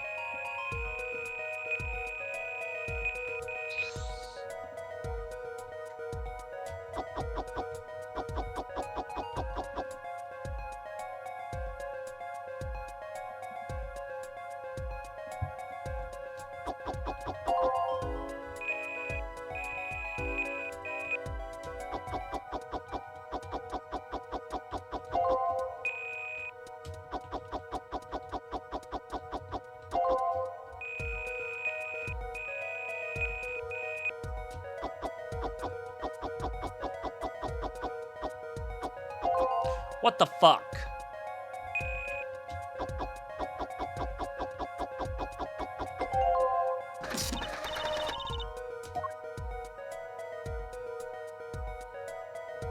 Again, this is it's another painting of one of the other cases. This is the first case. Oh, shut up! It's getting interesting.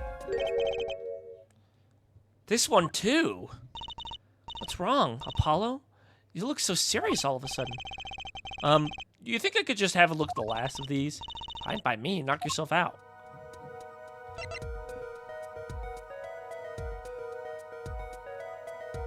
Ooh, pretty baby.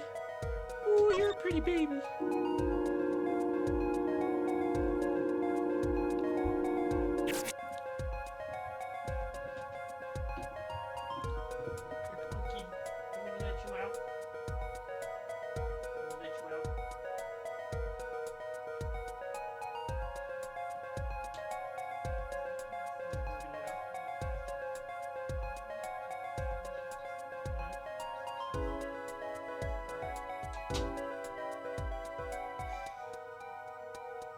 Boy. Yes, you're a big kitty. You're my big boy. Here, come here. You want to sit on my desk? You want to be my desk kitty? There you go. Good guy. Good boy. Such a good boy.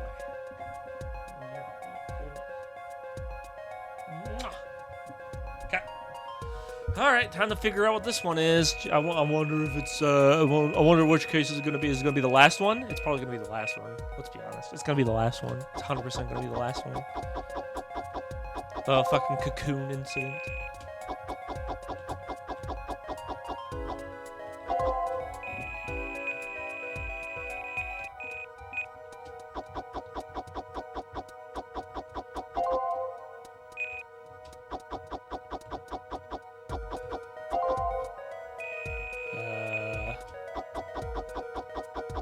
Ah! I fucking knew it. Okay, let's print this out. Yep, it's the guy on guitar. What the heck is all this? I hesitate to ask why you're getting so excited. You sure your device isn't leaking some kind of strange radiation? Trucy, look at these 3 sketches. Do you notice anything?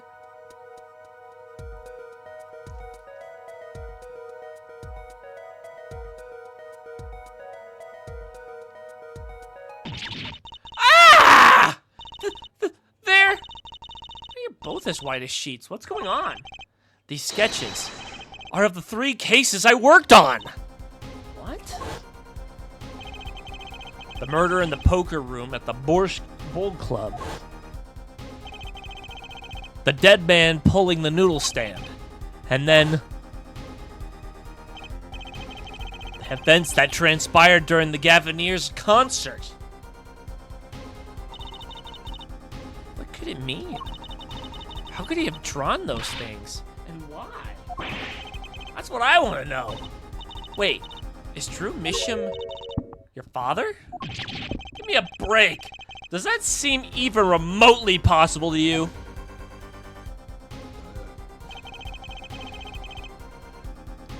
I'd never even heard of any Drew Misham before. I hadn't even seen a picture of him. But there were my cases, drawn on his canvases. Every single one of them. It couldn't have been a coincidence. Just who was this Drew Misham? And what did he have to do with me?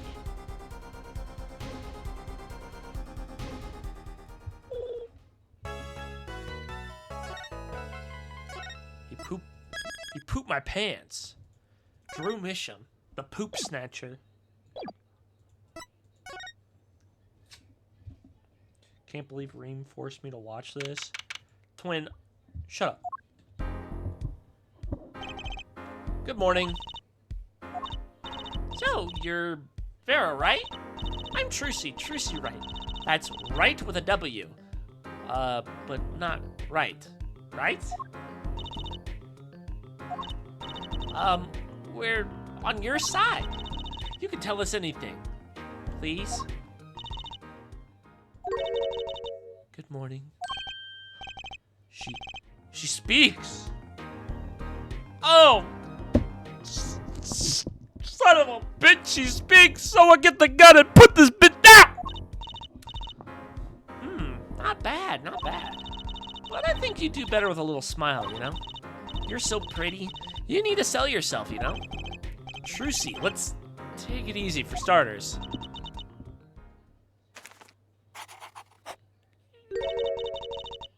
Thank you for taking my case. Okay, well, that's a start, I guess. He held me at one of those toy revolvers that smell funny after shooting them. Okay, bro. What the hell is this? There she goes with the nail polish again. It's great, really. It's so cultured.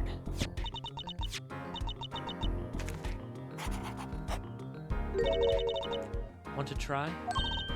Ooh, really? Girls. Victim, Drew Misham, was a forger. And a stolen painting was found in his studio. A life of crime, really.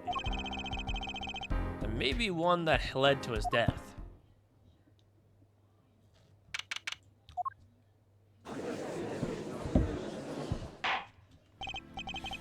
Well, we will now begin the trial of Vera Misham. Is the judge okay? His voice is all raspy. He was looking around and all nervous like. The repercussions of today's trial will most likely be felt for a long time, and may indeed alter our legal system forever. Today is a test of the juris system, and the first step towards a new order in our courts. Daddy's secret mission. The juris will function like a jury. It is hoped our inclusion will help the courts to better reflect the people's will. Why aren't there any jurists in the courtroom? Three closed circuits camera watch this courtroom at all times. The jurists have access to everything that transpires. Jurists, judge well, and judge cool. Now see here, Prosecutor Gavin. I was going to say that. Ah, my apologies, there, Judge. Ahem. Jurists, today, judge today's trial coolly, if you would be so kind. Jurists are unbound by the letter of the law. They don't affect the trial with evidence, but by their feelings. And we're about to find out just what effect they're going to have. Very well. Prosecutor Gavin, the details of the case, if you would. The victim is the painter Drew Misham, who was killed in his own studio. His coffee was poisoned. By whom, you asked? By none other than the defendant, Vera Misham. There wasn't any poison in the coffee. Achtung, someone has been doing their homework. Indeed, poison was not present in the coffee, but on the mug itself. The mug? Ah, residue found on the rim, I see. The autopsy report describes the manner of our victim's death. The court accepts this as evidence. Put that shit in there. According to this report, the victim's death was caused by atroquinine poisoning. A chemical compound that does not occur naturally. Lethal dosage is a mere 0.002 milligrams. A touch of atroquinine is in the body is the touch of the Reaper's scythe. Very well, Prosecutor Gavin. You may present your witness. I have for you today is a simple man for a simple case. A man who witnessed the murder in its entirety. That's journalist. That journalist, no doubt.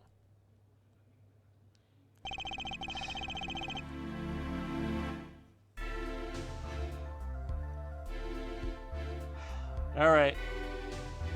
Visual warning. We're gonna be seeing the gross man again, so just let you know now. The witness will state his name and occupation. Ah! Right.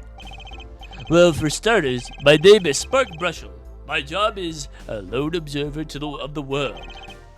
In other words, a freelance journalist, right? If you don't mind, I'd like to state something here for the record. Yes, Mr. Brushel. I dislike conclusions, specifically the aspect of jumping to conclusions. Preconceptions make park sandbox of endless desert waste, end quote.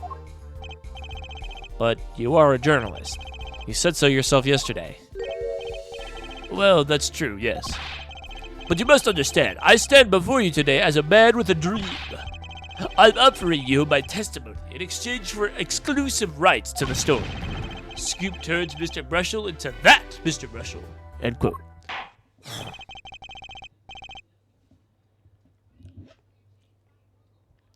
Let's hear your testimony then, shall we? A simple case, eh, Gavin? For me, the jury is still out. Apollo Justice, more like Apollo Fumble. Dude.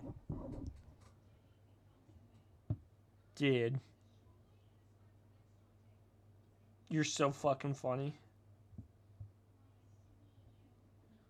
You're so funny, I'm gonna laugh real quick. Ready? There you go. I visited the studio at around 9 that night to do the interview. The first outsider to enter the eighth year. Journalistic history made, end quote. His daughter brought us coffee right after we started. And you know what happened next? Star falls, end quote. No one else entered the room besides her the whole time.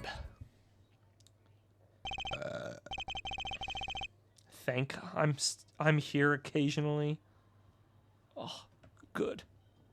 Finally, I can look at chat. That does sound like a simple case. Unless You were the one who poisoned him. What are you saying, Judge? Ahem. Need I remind you, the cameras are rolling today. I felt the need to add a bit dramatic. You didn't do it, did you? Beat to something like that? Come on, that's like newsmaker making the news, end quote. Or even contemporary witch hunt, end quote. I know, wild accusations. Accusations rock courtroom, end quote.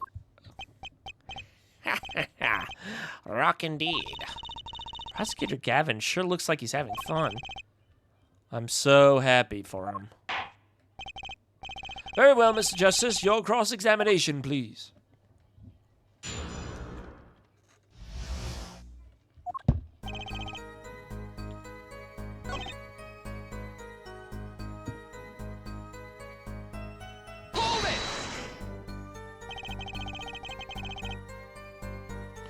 You're the first reporter ever in Drew Studio? Posterity will look back on that night as a turning point in journalistic history. A basically insignificant step for all mankind, but a giant step for that Brushel guy, end quote. If no one on the outside ever had access to the studio, then it would serve to reasons that the deed was done by an insider. By which he means Vera did.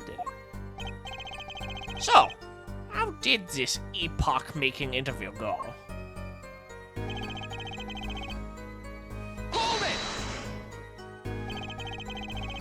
Would you mind being a little more specific? Ooh-wee. Let me tell you, I enjoyed the cuppa. In fact, it all began when I was in 3rd grade with a... That's not what I meant. I believe I know what our forehead is driving at. This coffee the victim was served. Did anyone other than the defendant touch it? Right, that. That's what I was going to say, really. Well, now, if you got a question to ask, you'd best straight up ask it. That's what I tell all the new recruits, several times if necessary. Right for a grade schooler. That's my motto. Which isn't to say I can only write grade school. Who touched the coffee? Don't know. I was in the back, looking at the studio's equipment when she served it. And what happened next?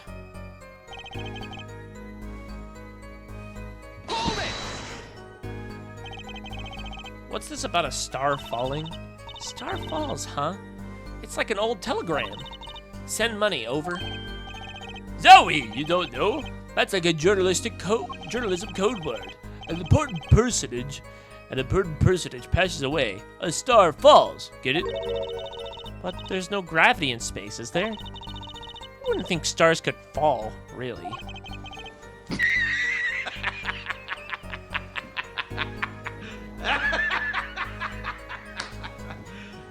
You serious? That's what I'm imagining Apollo is thinking on the inside right now. Does this matter? Ooh boy, this is good stuff. Good stuff. How about Star breaks? Likes punch. I know. Star dies. Likes imagination. Of course, you could go with Drew dies, straight to the point. I like it. I think we need to hear about something a little more substantial.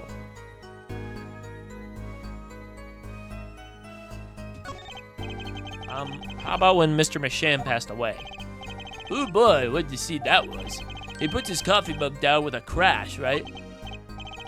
Yes, and then? Then the cold finger of death touches his spine. Life's flame sputters and fails. So cold was that touch, he could do naught but tremble uncontrollably. Actually, life's flame is a little tired. Life's river froze over. Yes, that's the go. I think he's starting his article already. Could you describe a little more simply? Well, as you can imagine, I was pretty surprised. He hit the floor, as they say. Artist seizure is final performance. End quote. Atropine paralyzes the central nervous system. The body aches, arcs back like a bow, and that's quite enough of that. Some of us want to be able to sleep tonight. Oh yeah. Oh yeah? What? Well, I want details. Lots of juicy details. For that, you can listen to our last year's hit single, Atropine, My Love, by the Gaviniers, available at all major music outlets. The point here is that the victim died of atropine poisoning. Well, Mr. Justice, how did you find that testimony? Did you find it rambunctious? Did you like it? Did you smell it?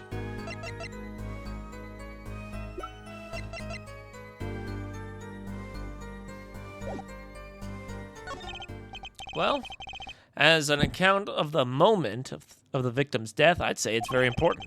Please add it to the testimony. Very well. The court requests the witness to add this account to his testimony.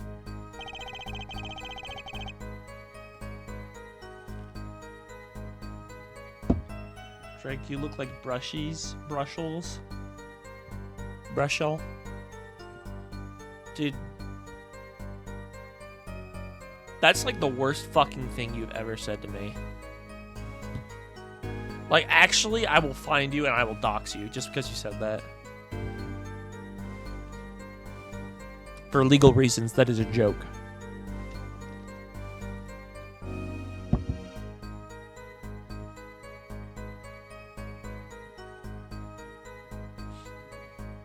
I would never dox my Pookie. But don't tempt me, though.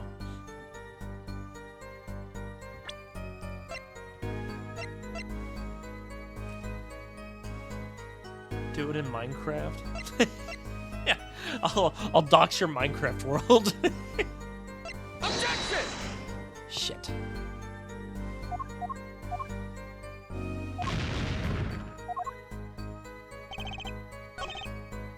Hold it!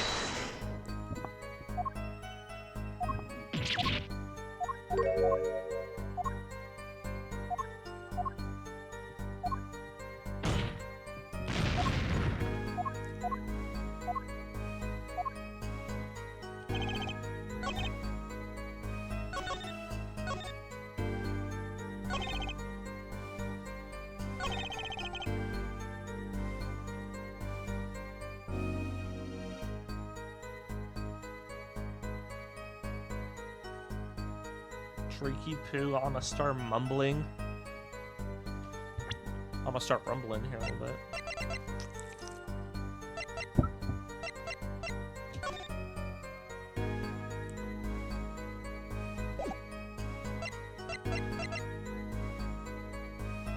Objection! Fuck!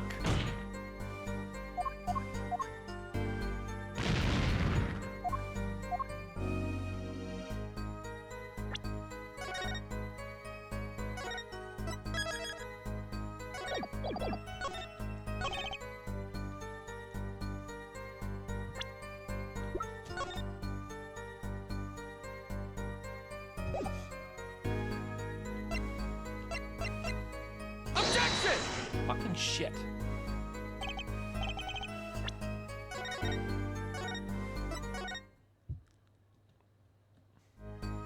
Spasms, that was definitely death by poison. Hold it! I don't know what the fuck I'm looking here for, but whatever. You say it was definitely death by poison, but how can you be so sure? Hey, look, I'm a journalist. I've seen a lot of things. But I've had more than my share of experiences with so-called poisonings. Bad eats fishy fish, goes bye-bye, end quote. Food poisoning doesn't count. Should I get him to talk about something else? Son of a bitch! This is what I was thinking about. Fuck! Stars Coffee. You say Mr. Misham had the coffee too. But did you actually see him drink the coffee? Of course.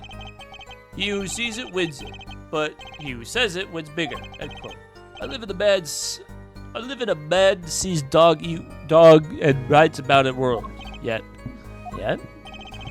I guess I can't say I saw him drink it, actually. He had he had one so-called sip, if that. Man puts lips to mug, drinks, end quote.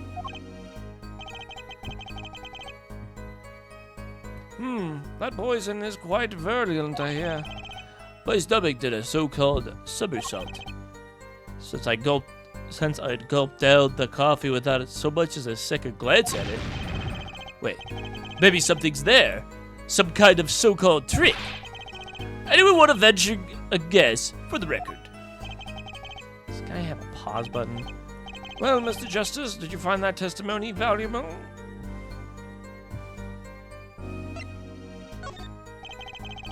Coffee, Mr. Definitely important somehow. Nah. Hold it!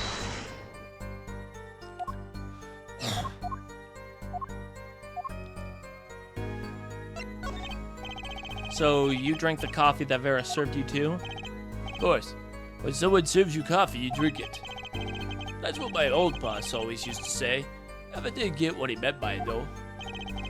But you're still alive, which is to say you didn't die. Of course not. No point falling before you're a star, end quote. It's not exactly what I was getting at. What were you getting at then? You know the poison was on the tip of the rim, not in the coffee. Yes. There were 2 cups on the tray she brought. And one of the cups had Drew's signature painted on the side. No chance the guest would take this one by mistake, I guess. Sure.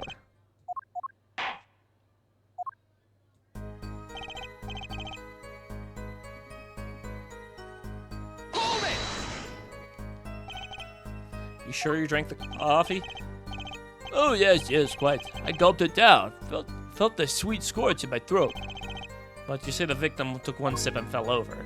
And you still kept drinking? Of course. Drink your coffee when it's hot, not when it's not. That's what my old boss used to always say. I never really knew what I meant by it.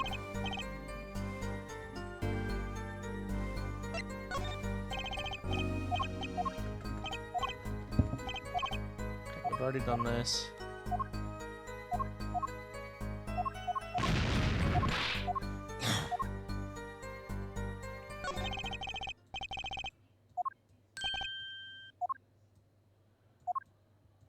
Oh shit, okay, here we go. This is what I was thinking. Final right.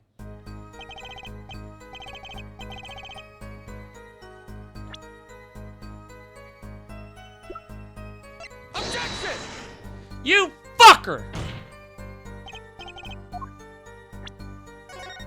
The poison's not supposed to poison you!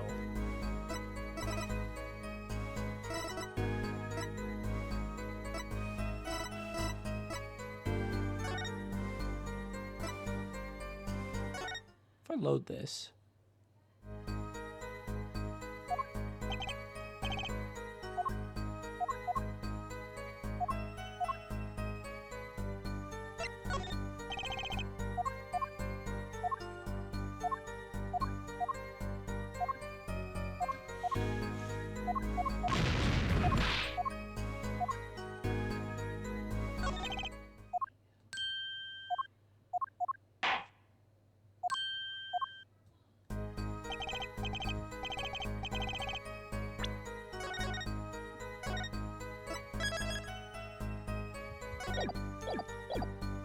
One sip from that, and he was on the floor.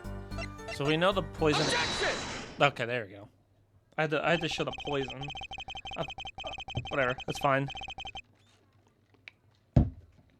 You know what I have a problem with? A particular property of the poison used. Atroquinine. Oh, Prosecutor Gavin was quite clear about the poison. A lethal dosage of 0.002 milligrams paralyzes the central nervous system. Suck my dick.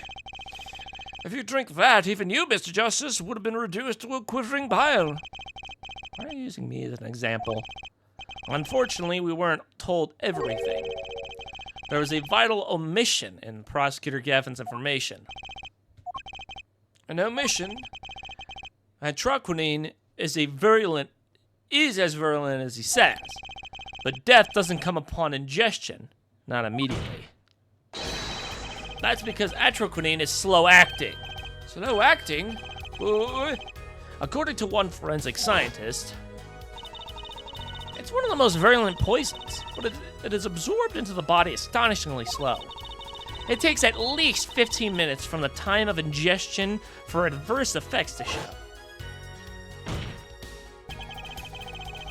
If we suppose that the moment Mr. Mishit sipped the coffee was when he sealed his lips, would have sealed fucking shit my dick fuck ass. I can't read. If we suppose the moment of Mr. Misham sipped the coffee was when he sealed his fate, then he would have still had time left to enjoy his last cup of joe. Gosh, dude, he's so... Oh, my God. He looks like a stick figure painted white. Order! Order! What's the meaning of this? If what the defense says is correct, why, that contradicts the entire testimony we've just heard. Well, Mr. Brushel, anything to say on the record? Slow acting. Slow act. It was violent, all right. Even then, it had already been digging its claws into the journalist. He's working on a scoop. Objection! It's Brushel, yeah? Brushel. Let's take a trip back down memory lane. Did the victim really die the instant he took a sip? Think it over. This is vital. You know, I think that was a not so subliminal suggestion, end quote. I admit it does cause a problem if he died when you say he died. I would be forced to say what the fuck? Off Wiedersehen to my simple case. Off Wiedersehen. Off Wiedersehen? Is that how you say it? Wiedersehen?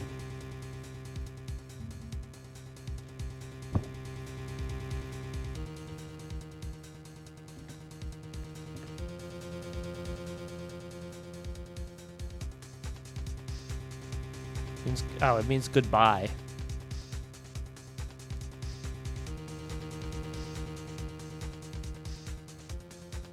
All right, German. Auf Wiedersehen. Oh, I actually said it right the third time. Auf Wiedersehen. And you would be forced to say farewell to your article. Go again. You can't write a story based on conjecture, can you? And as the case drags on, other reporters will pick up the scent. And you'll be forced to kiss your exclusive scoop goodbye. Scoop. Scoop.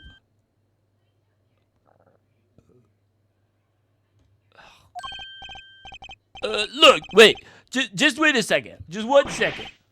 We're waiting. Out with it. I think I just recalled a so-called important detail.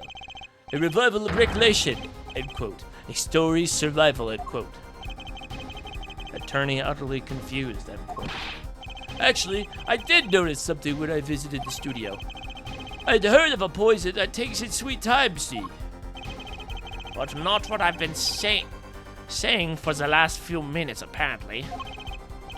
Mr. Brushel, are you saying you noticed something that explains what happened? You bet I am. The antidote for a poisonous contradiction, end quote, you might say. Or, I still have no idea what you're talking about, end quote, I might say. I figured it out, but only after an in-depth interview. See, thanks to my journalism skills, I know who poisoned that coffee. Order! Order! Order! As far as I can tell, the witness is standing by his testimony. That Mr. Misham died the instant after he drank. Of course I'm standing by my testimony, and I dream of exclusive rights to this story. I suppose if it's too much to hope for. What was? Of course he wouldn't choose a simple case, not him. Him? Phoenix Wright, who else? Achtung, Herr Brush. Herr Brushel, report for us, if you would. What is it that you noticed? This court is a critical trial for the jurist system. I'm afraid no room for doubt is permissible. You will testify to the court about what you noticed.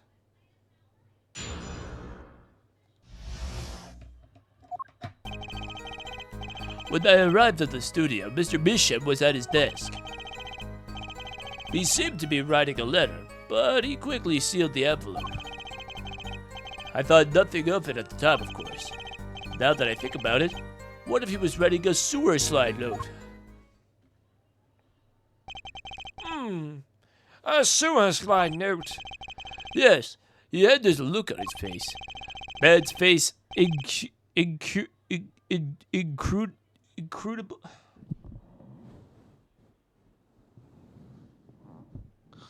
Incredible as a quadratic equation, end quote. Had to drink a bit because I can't stand looking at Brushel. Same. Fuck his design is so fucking ugly. Oh my gosh, dude. I hate him. Ugh. I'm just gonna finish this. I'm just gonna power through this. Sewer slide? Poor Mr. Misham. But that means Vera's innocent. Would someone commit suicide in the middle of an interview? Oh.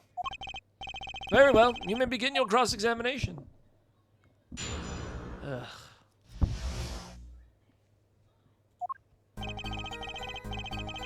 I feel like someone had a little bit too much to drink and then they created Mr. Brushel over here. Holy shit.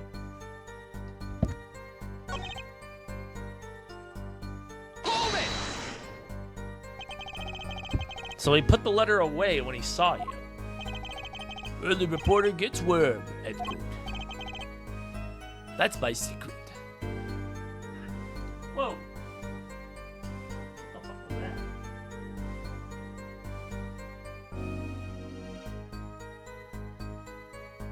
Good twin? What the fuck was that?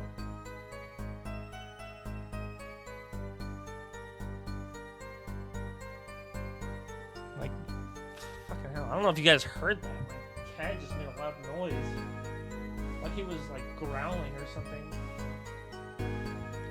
But I look back and he's fine. I don't know. That was weird.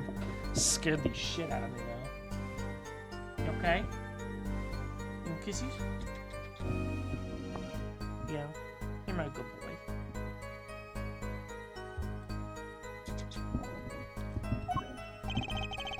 I'm not sure I follow. It's the night of the interview. I arrived 15 minutes ahead of schedule. Your cat's so brutal too. Yeah, he didn't like the look of this man. All sus among us. The handle turns. The door opens. I barge in. Are you sure that's okay to do? I mean, isn't that unlawful entry, really? Mr. Bishop sure seemed to think so. You should have seen him. He crammed his letter into the yellow envelope as fast as he could. Yellow envelope? Okay, well, it's definitely not this, so... I know a secret when I spot one. And that was what? It does seem significant. Well, Mr. Justice, I wonder. Does it... It does have a ring of something important.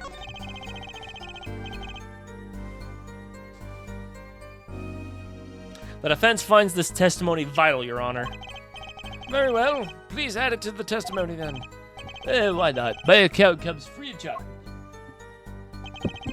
There's a yellow envelope. I heard it was left at the scene of the crime. And the crime. And the crime. Crime.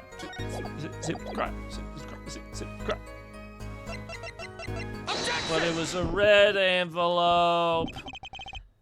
As it just so happens, there was a single letter on a desk drawer at the scene. That was a red envelope. What the fuck? How's he doing that? Can you, like, do that again, but longer and on your neck? Okay, I'm outside.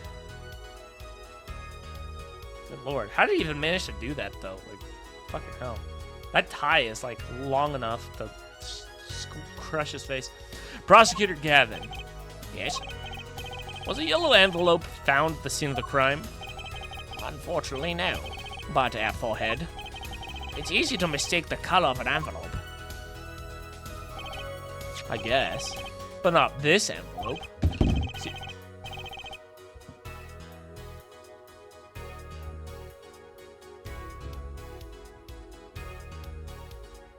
My cat just, like, his little tail whacked my phone and it knocked it off its little thingy, so thanks for that. You see, it was postmarked already 7 years ago. Well, Mr. Brushel? I can explain that. True. Right. He wanted to get that letter to an envelope. In an envelope. Pronto. Get it out of sight. Get it out of sight of my beady eyes, right? So we grabbed the nearest envelope and grabbed it away. And what about the whole red and yellow envelope contradiction, chump? Well, Mr. Justice, have you anything to say to the witness's claim? That night, the victim put a letter he was writing in a red envelope.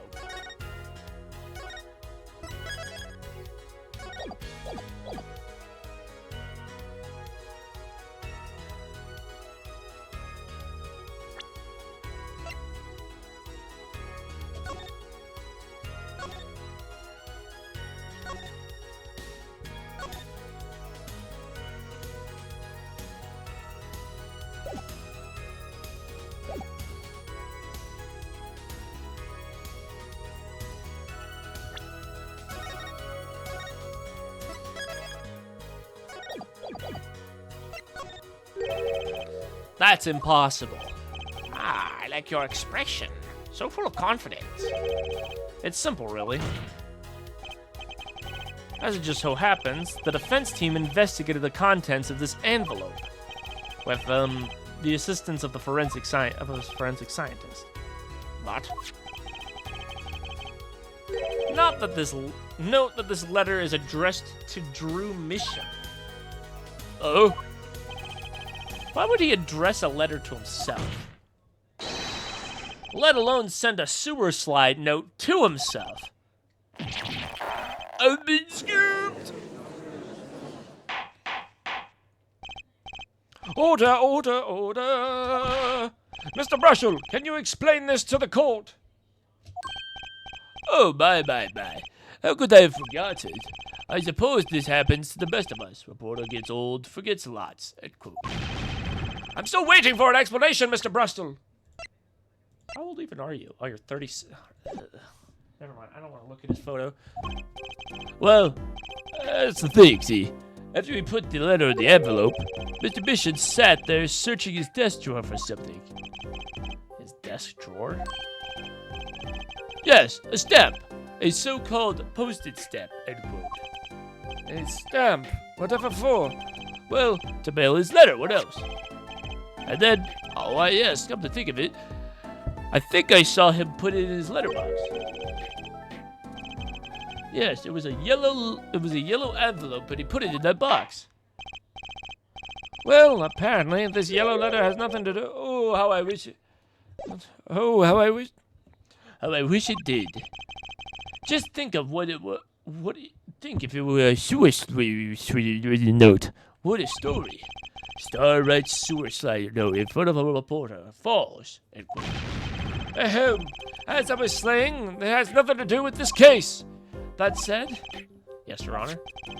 It makes me wonder about the contents of that red envelope.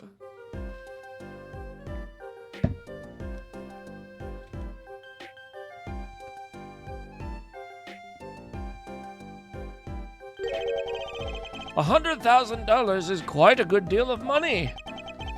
So, this was from 7 years ago, yeah?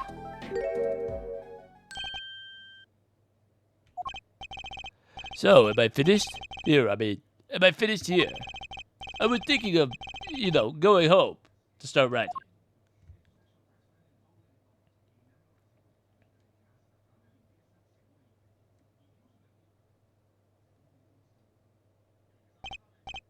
I hate to state what should be pretty obvious to anyone, But when you catch the scent of a story, you make that a rather unique face.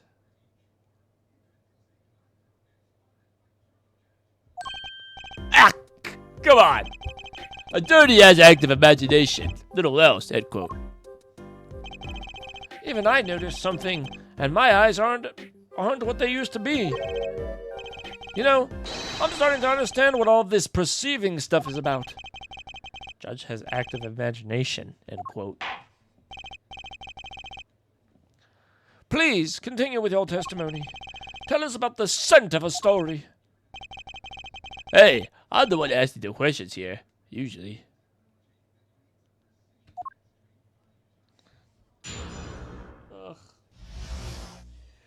Can we just finish this, please? I don't want to look at this guy. It's so gross. Actually, it took a bit of work to get a thumbs up on the review. Reporter leverages story, gets his interview, end quote. The story concerned a certain case from 7 years ago. A red envelope probably had something to do with it. Say what you will, but Drew's talent was without compare. So you were threatened to go to the press with this story. That's how you got your interview. Blackmail. Well, yes. I mean, no. It wasn't exactly black. I mean, I'm not... Ugh. Something wrong, Mr. Rushton? Look, this is my story. My tidbit. Journalist info in his livelihood, end quote. I see. While you have me chatting away in here, what's going on out there? What if some Wally Wordsworth or Sally Scooper gets wind of my story? They could be going to the press while I'm going to waste. The court feels your pain, Mr. Brushel. Mr. Justice, let's pick up the pace. A certain case 7 years ago. Wait, 7 years ago?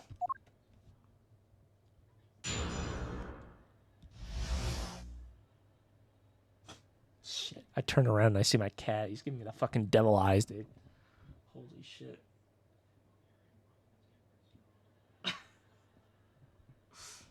Good Lord.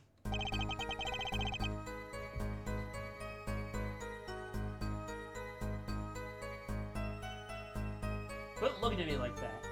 Fuck. You're scaring me. Hold it!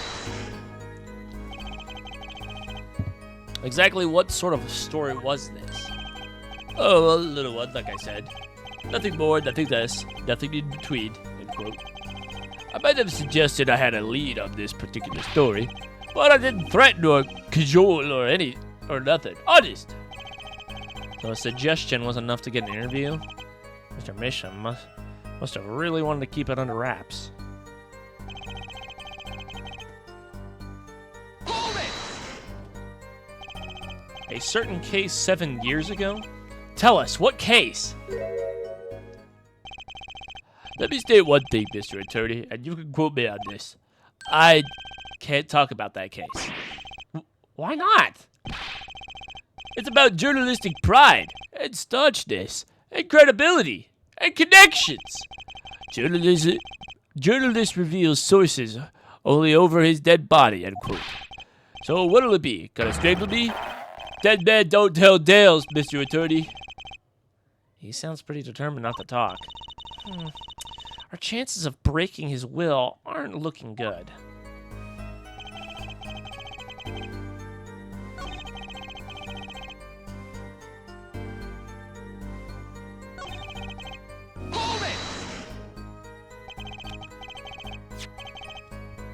On the one hand, we have your story, and on the other hand, this letter.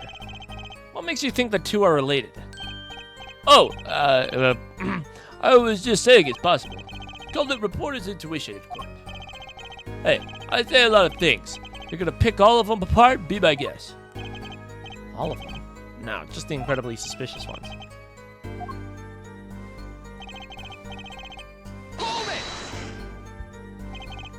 Just how amazing was Mr. Misham's talent?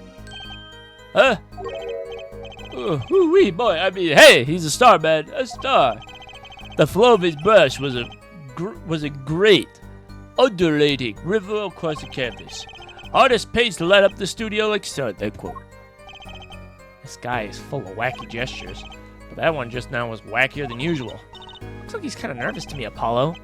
Definitely. I'm sensing something different than here before. Maybe it's time to bring out you-know-what.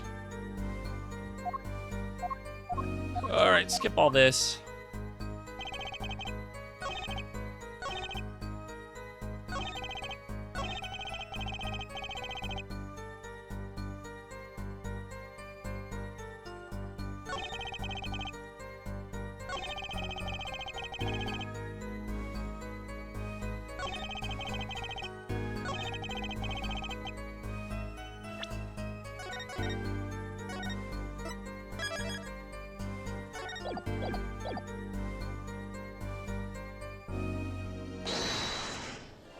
Alright, we're zeroing in on this motherfucker.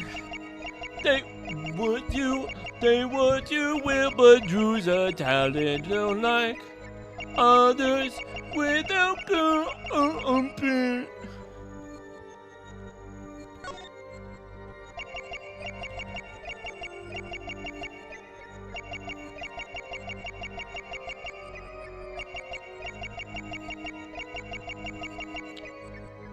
Okay, his toothbrush doesn't move either. Some brush with all this shadow realm at this point. Dude, I wish I fucking could.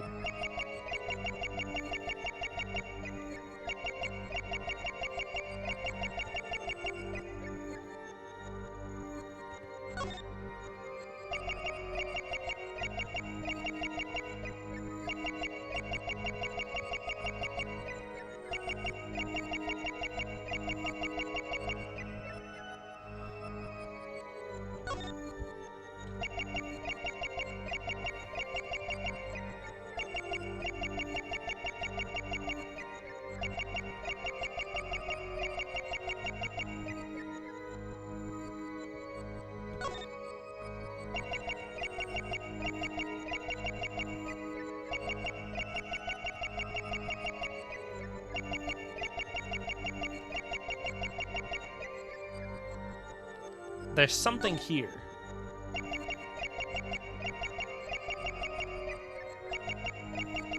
I don't see anything.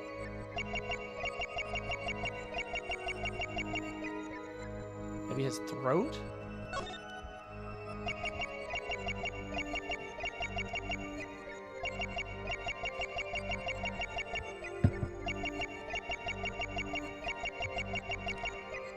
His clavicle, maybe? I don't know.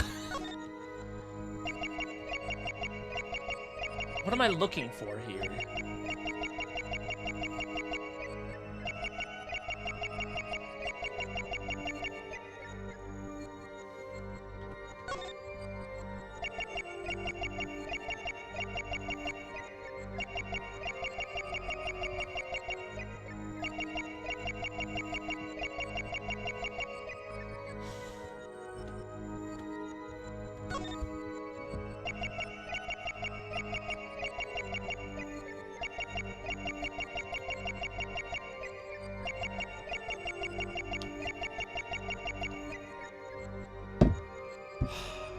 I'm looking at like every inch of this fucking.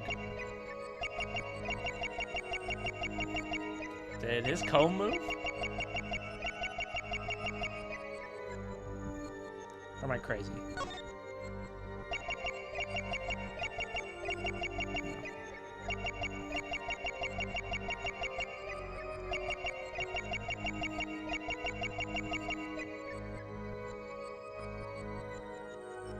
Maybe his tie? Well, that's what I looked at.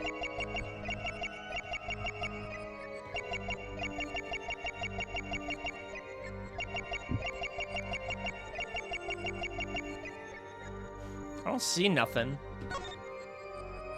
Ugh. It's already bad enough that I have to fucking cross-examine this fucking loser, but now I have to look at every inch of his body just to see if there's any, like, anything.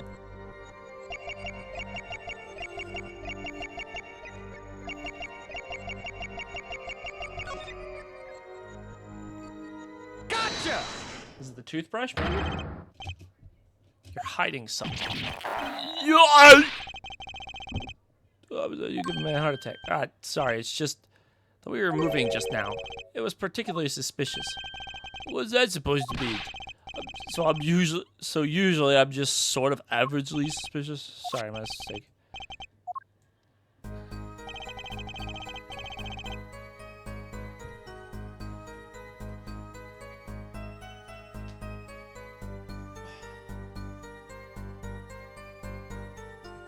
The fuck! The fucking fuck!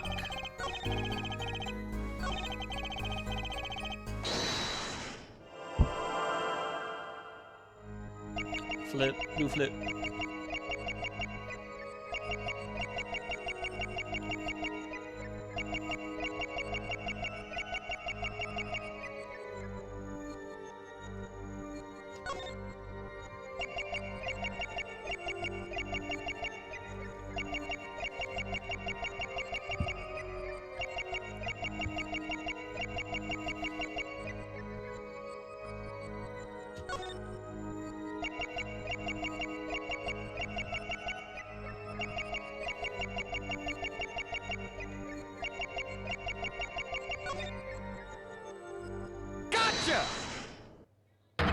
I didn't get it.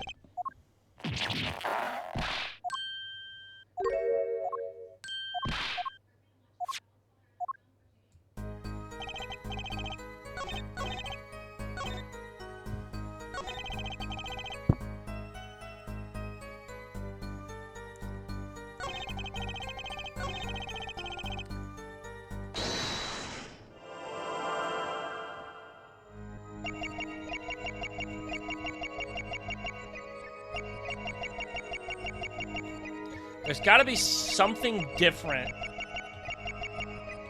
Because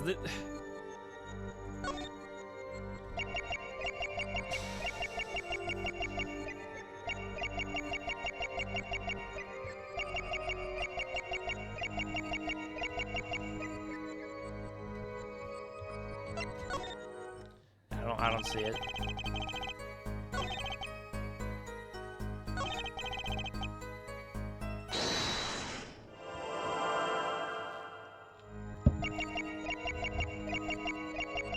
What?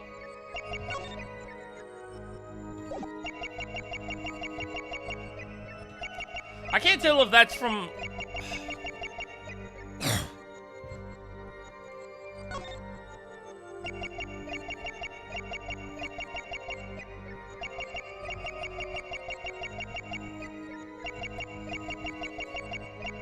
Never mind. I think I'm tweaking.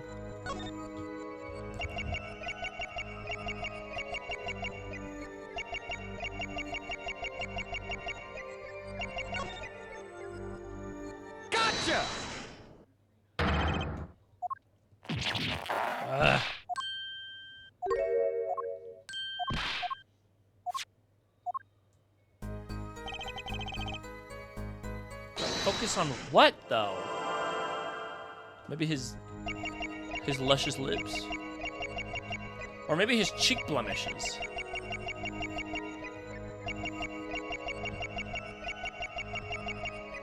Or his nose?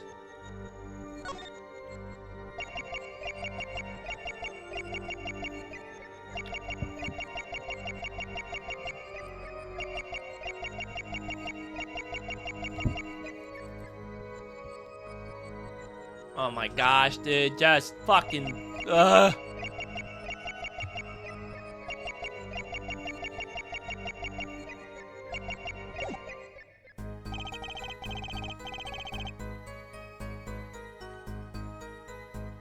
don't see anything.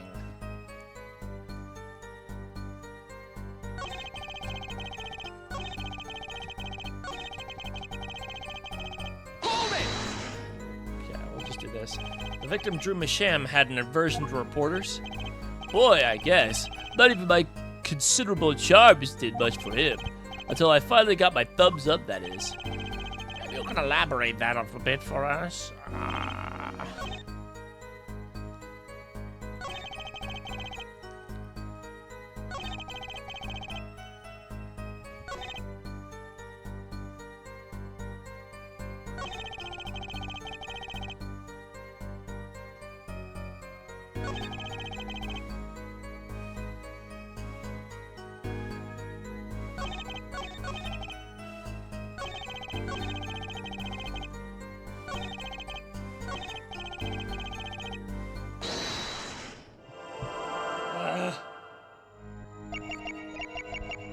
What about the eyelids?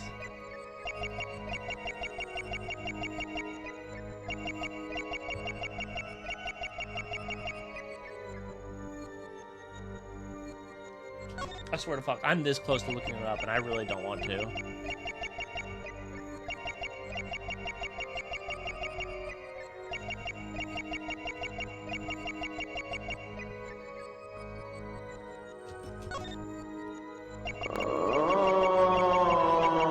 You're telling me, twin, I don't fucking know, man. His wrist, maybe? I can see the veins bulging from his wrist.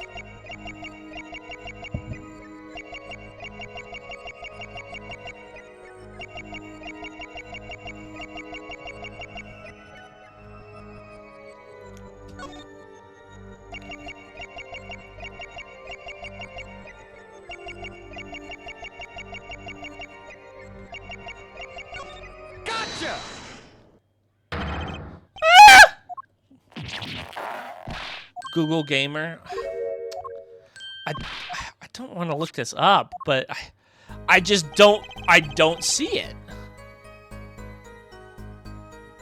I mean, do you? Like, what could it be?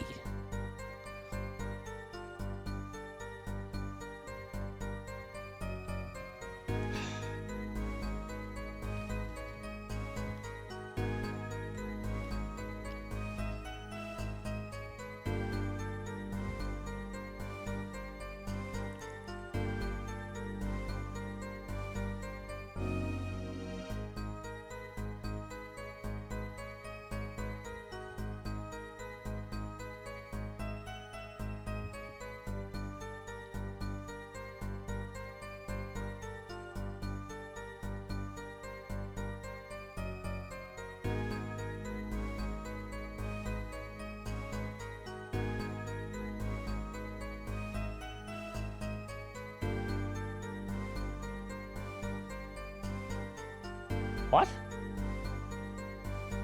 Wait.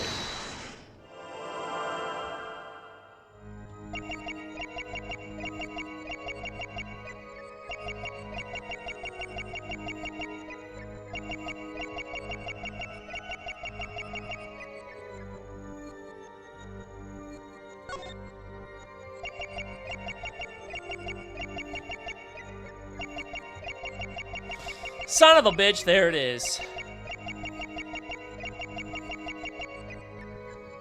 It's his fucking armpit.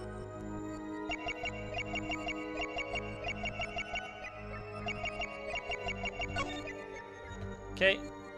Get rid of Google Gamer. Gotcha! Ah, fucking hell. I didn't even notice that. Good lord. Probably doesn't help that everything's in black and white, so it's hard to fucking tell if there's any discolorment or anything like that. Sweat much, Mr. Brushel? Yeah, well, I bet he can't help his glads, you know. That's more than that. When Mr. Misham's talent was mentioned, you suddenly began to sweat buckets. Yeah. You're hiding something about his talent. What? That's ridiculous. Evidence time.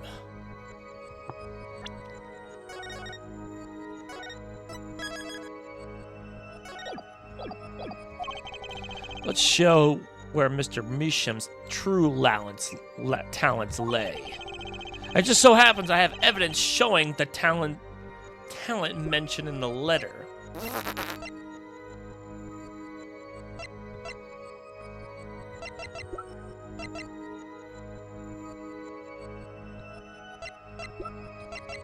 Take that!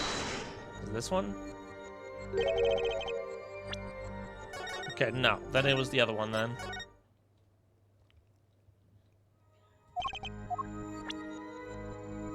Take that! This painting was found in Mr. Misham's studio. There are two problems with this painting. The first is that it wasn't painted by Mr. Misham. The second as if there was another painting in the studio, which looked exactly like this one, except it was only half done. Then we have the letter discussing a payment of $100,000, which suggests a certain business operation. The business of making forgeries.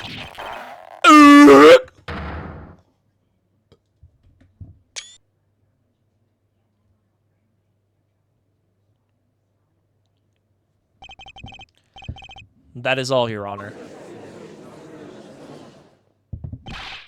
Everyone, please, everyone! Can we keep this private, please? This is my story, my scoop! Forgery? That's a serious crime! Drew Bishop is known as an artist these days, but there were rumors what the fuck did I just say? That he dabbled in other kinds of art until a few years back. Another art, you meaning forgery? Drew Bishop was talented, alright. Talented at making precise, detailed fakes. A fact that certain criminal elements were quick to discover. Criminal elements? What? You can't seriously be talking about... Exactly. I'm talking about forging evidence. The rumor started circulating 7 years ago. 7 years ago? So, are we to understand that this letter, this payment of $100,000 was for... Exactly. Forged evidence that's tiny profit, end quote. Order! Why, it's like our victim was living a double life. Aha! This is my chance. So the victim had ties to the criminal world, right? He could have had plenty of enemies we know nothing about. This is the first time hearing of this criminal world. We certainly found no criminal connection when we conducted our investigation. But how do you explain all this money? You have to admit there's a possibility of some illegal activity here. But there is no proof tying this letter to our case. Our case was and remains simple from the beginning. Only the defendant could have poisoned the mugs that night. And you, of course. Hey! The other thing I poisoned is my pen when I'm writing interviews. What's that even mean? Mr. Brushel, your testimony to this point has been quite unreliable. It doesn't speak well for your reporting acumen. What are you talking about? My professionalism rocks on. Journalism so solid you can stand an elephant on it. End quote. In any case, let's hear a summarized recap of your testimony. If we can ascertain the situation in that studio from the recap, the trial is over. Apollo, what's he talking about?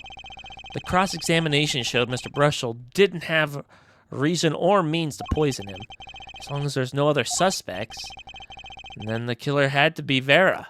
That's what. The next testimony is our last chance. Mr. Brushel, your testimony, please.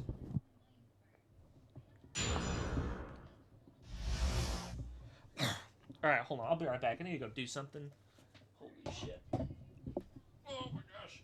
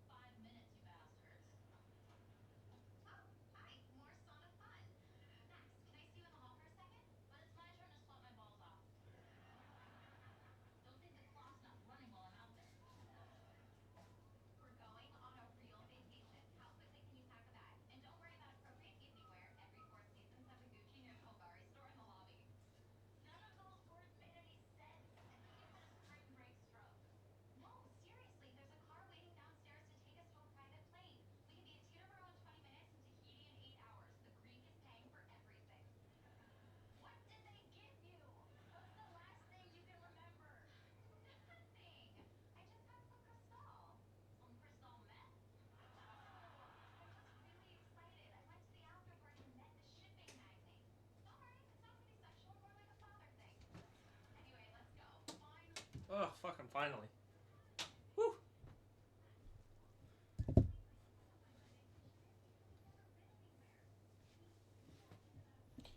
Okie dokie, let's get this fucking over with. Sorry for making you stare at this man. I should have just done this. Take a look at Drew. He's much more pleasant to look at than fucking serial murderer over here. Good lord. The only other person in the studio that night was the defendant. It was Vera who poured the coffee. She admitted as much to herself. The only thing that touched Ruth's lips during the interview was that bug. Had nothing left that studio after he died, nothing. Clearly, the only one who could have poisoned him was his daughter. A nice testimony. Clear, succinct, or whatever that means, and without room for doubt. Aw, shucks. You really think so? I believe this clarifies the situation that night. Very well, Mr. Justice, you may begin your final cross-examination. Right. I still have one trump card left to play, and I won't let this trial end until I use it.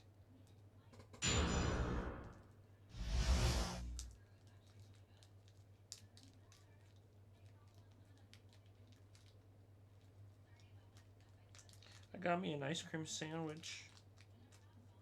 I'm just trying to peel it off because I don't know. Here we go.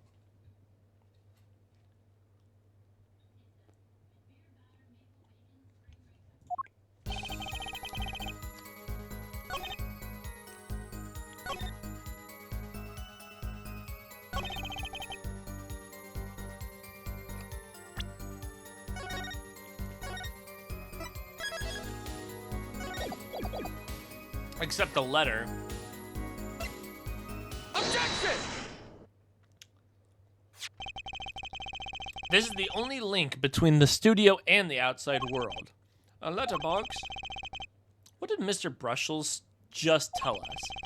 When he entered the studio on the night of the murder, the victim had just finished writing a letter. Yeah, I said that. Yeah, it was true. Furthermore, you went on to tell us that he put the letter in a yellow envelope and put it in the letterbox.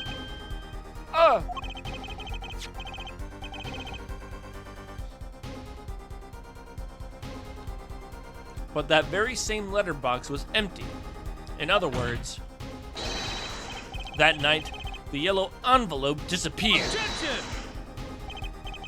Ah, yes, intriguing. So an envelope has disappeared from the scene of the crime.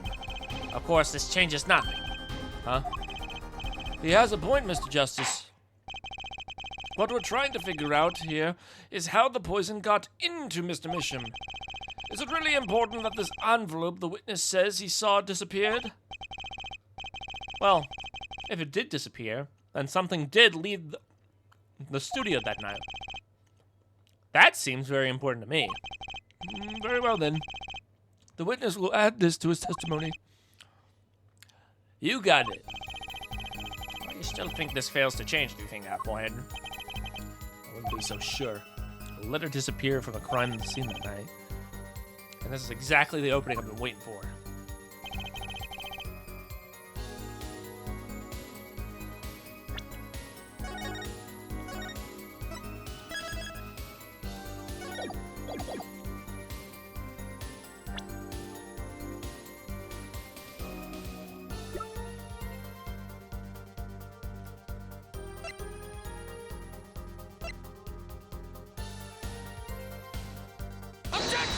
Nope. That was just a funny gamble. And you know me, I love gambling.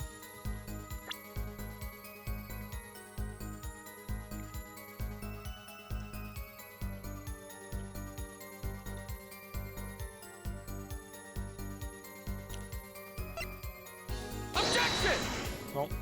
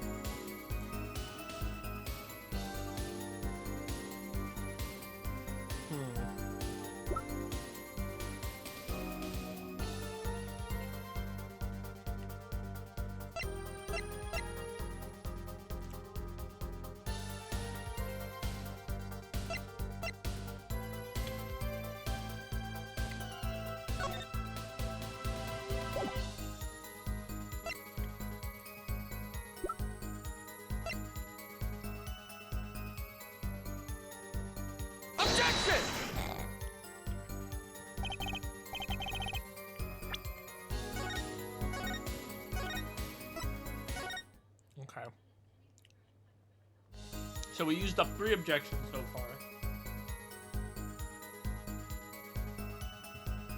Hold it!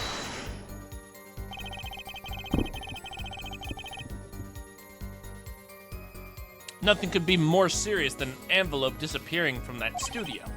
And you were hiding that fact from us. Yes, well, actually, I don't argue the possibility that a letter disappeared from that studio. But, Herr Forehead, isn't there a much more serious question before us? right, how Mr. Machem was poisoned, I know. But Mr. Brushell's testimony has changed, which means the facts of the case have too. And what he told us means something entirely different now. I'm starting to think. Keep at it, Apollo.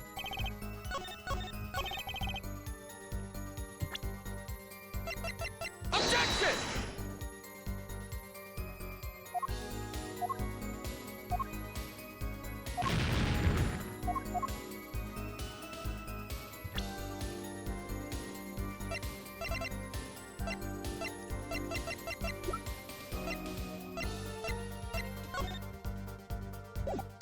Objection! No.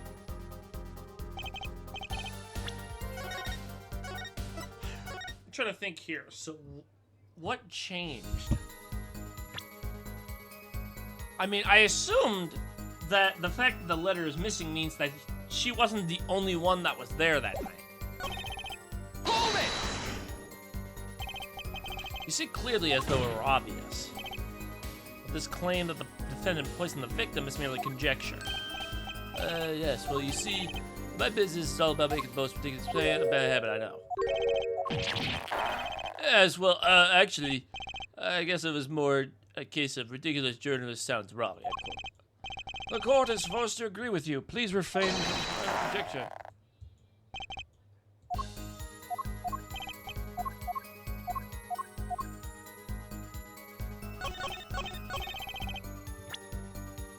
Objection! No. I thought the fact that it was missing means that there wasn't they weren't the only ones there. Fuck! Oh baby! Alright, let's think. A letter was put there in the post from the studio, but I hardly think that it matters. It's in the letter, it's in the letterbox. Well, Objection! letterbox.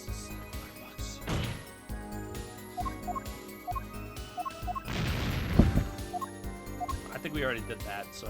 Alright. Thinky. Objection! Not the landscape. Is it the painting?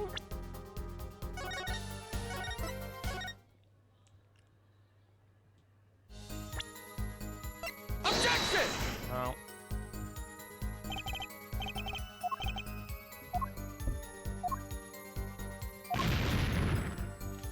I'm not good at this, am I?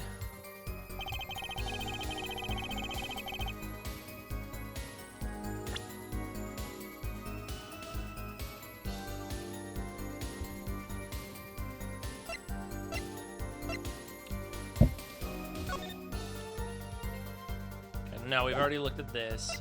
It's not the painting, it's not the cup, it's not the red letter. Not the tiny frame. Can't be the portraits. What could it have been? Objection! The red envelope again? No.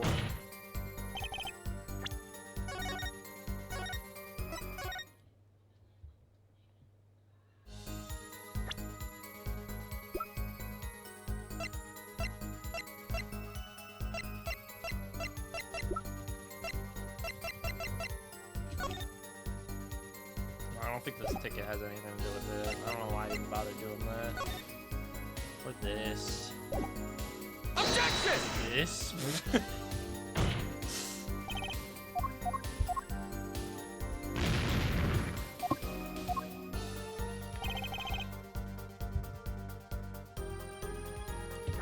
The post from the studio, but I don't know what.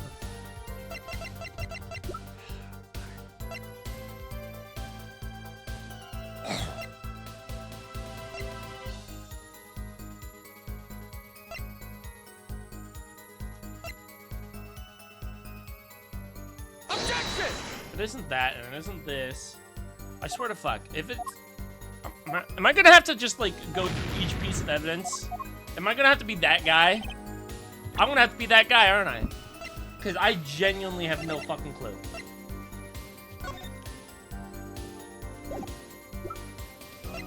Objection!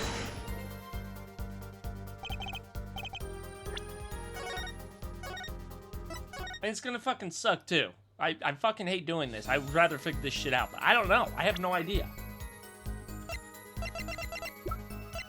Objection! It's not any of the it's like, it's none of the evidence I've shown so far, though. So far up my ass. I'm gonna lose brownie points because I'm a fucking loser.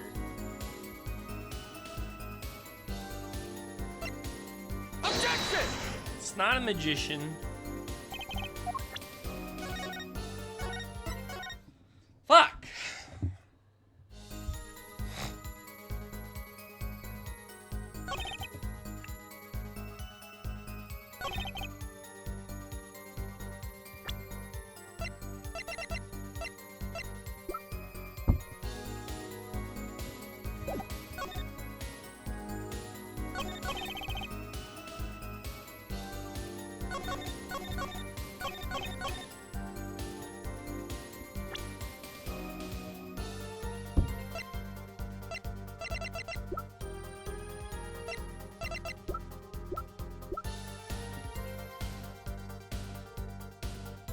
Goodness gracious, am I gonna have to Google Gamer?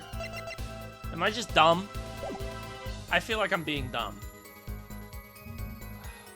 Man.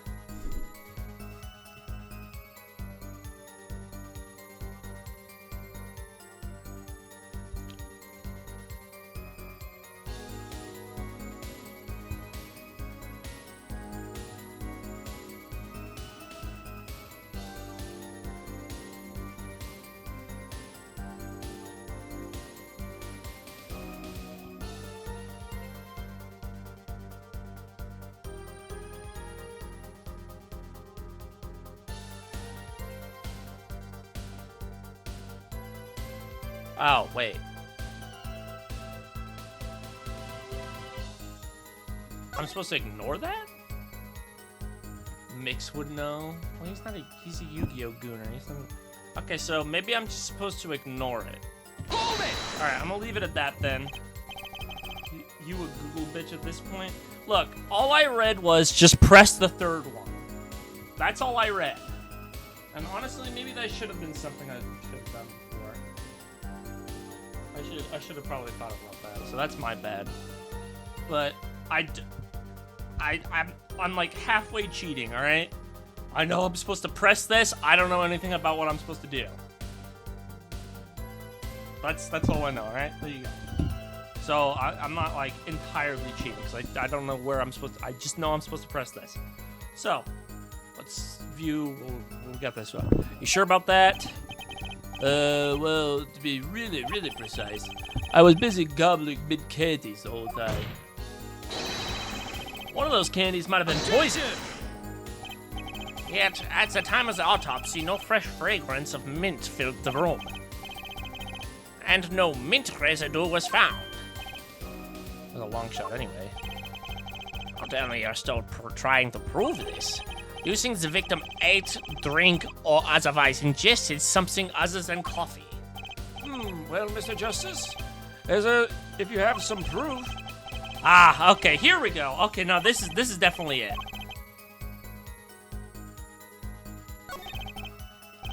Proof is possible.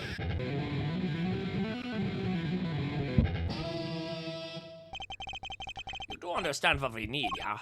Proof, Forehead, not possibilities. Of course. And, Prosecutor Gavin, I hope you understand. I'm ready to give you that proof. Oh, what did you say? I have proof of the disappearing envelope. I saw him writing it. I did. Which was picked up by the mailman, I presume. Of course, which means that envelope had a stamp on it. A stamp? As we all know, stamps come back with come with dried glue on the back. In order to use the glue, you have to wet it by licking the stamp. Oh shit.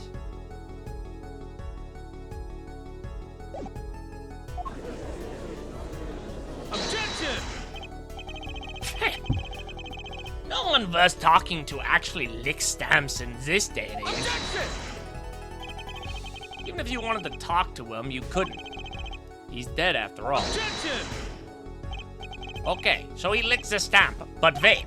How does that explain the atroquinine on the rim of the coffee mug? If he licked the back of a poison stamp, the poison would get on his tongue, yes? What would then happen if he put the coffee mug in his mouth, Those traces on the mug weren't the killer's doing. It was the other way around. What? The coffee mug didn't poison Mr. Masham. Mr. Masham poisoned the coffee mug himself. Order! Order! Order! But that doesn't... Does it? Recall, if you would. Atroquinine is a slow-acting poison. Yes. The poison enters his body when he puts the stamp on that envelope. But his time wasn't up until the very moment he touched his lips on that cup of joe.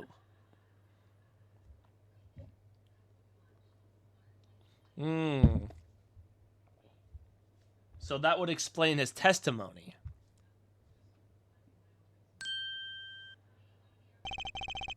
You have something to add, Mr. Brushel? Uh-oh, his nose is picking up another scent. I believe I mentioned earlier. Well, that's the thing, see. After he put his letter in the envelope, Mr. Bishop sat there searching his desk for something. Yes, a so-called postage stamp envelope. But, you know, I don't seem to remember him ever finding one. Maybe he'd just run out? Incidentally, we searched the desk drawer at the scene of the crime. There were no stamps. Not a single one. Oh, well, there goes that. That does pose a problem. How will you prove that the stamp was coated with poison? Actually, I'm glad no other stamp was found. It makes proving the stamp he used was poisoned possible. Good show, good show. You can't even prove there was a stamp at the scene of the scene in the first place. Well, let's hear what the defense has to say anyway. What's your evidence that proves the existence of this poison stamp? Take that! Well, that certainly is a cute little frame, and by little, I mean really little. It was on the victim's desk, Your Honor. Quite empty, as you can see for yourself. I noticed it too during my inspections. So what? Apparently you weren't as observant as you should have been. You see, when you saw this frame, it was missing something quite important. Missing something? Yes, a pale bluish stain on the inside of the frame. Atroquinine residue. What? Why wasn't I told about this? The frame is only 2 inches square. The face of the frame is even smaller, maybe an inch wide at most. You aren't saying... Oh, but I am. Tell me, what fits in such a small frame? A commemorative stamp, perhaps? Order! Order! Order! The poison stamp was in this frame? Impossible! Prosecutor Gavin. Why would he put something like that in on his desk? Don't tell me he had it there so he could commit suicide if the mood struck. You know, can I say something? I had a thought, see. What, Mr. Brushel? And please stop jittering around like that. The victim was a forger, right? There's a lot of money in that line of work. Forger forges friends, makes enemies too, end quote. So the poison stamp might have been a murder weapon aimed at him.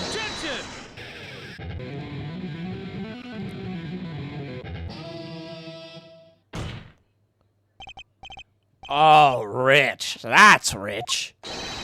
Leaves the ridiculous flights of fancy to the Guaveneer song lyrics, please. Finally, something we agree on. The stamp was a murder weapon? Nonsense. Murder is a simple business. Who would go to such lengths? No one. Oh, I disagree. Come again? Recall, if you would, the victim's reclusive lifestyle. Drew Misham hid from the world. He avoided meetings. His only contact was with the outside world was the mail. The mail! Now, if you wanted to kill someone you couldn't meet, but you knew read letters, a stamp would be the perfect weapon. Ridiculous! Where's your proof? I want proof! Show us evidence that this poison stamp was sent to him as a murder weapon. I might not have evidence per se, but things are finally starting to come together. Evidence is finally starting to come.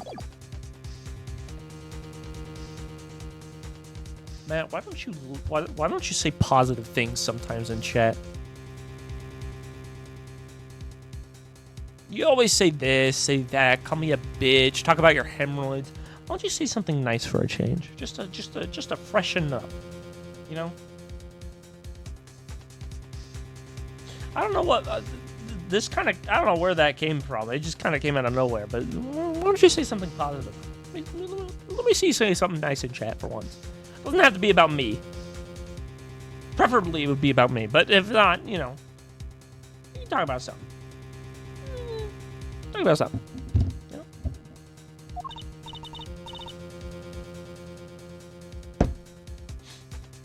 I'm going to continue on. But I'll wait. What is it, Apollo? Mr. Trembling. I think I know what happened. I don't believe it, but I can see it. I think I know how Mr. Mishim was killed. Well, fill us in, Mr. Justice. A certain piece of evidence points to the truth, Your Honor. And I can show you how someone with the intent to kill sent Mr. Mishim the stamp of death.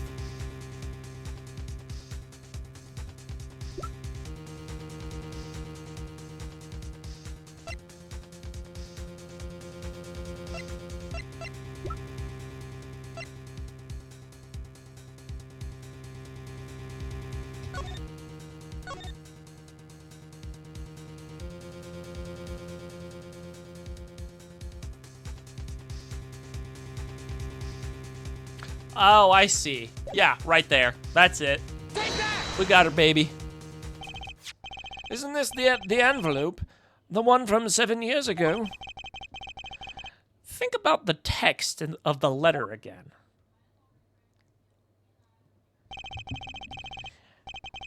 There were 2 pages in the envelope. This is page 1. And this is page 2. I want to draw your attention to one phrase in particular. Send in the enclosed envelope with the enclosed stamp within 3 days. The enclosed stamp, Your Honor. Ah! Your mom is hot.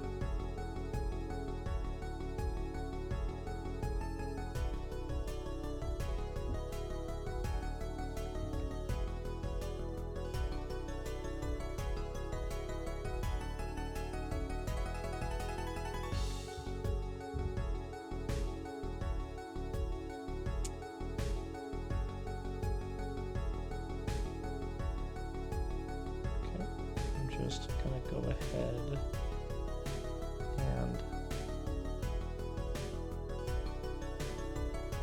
time you out.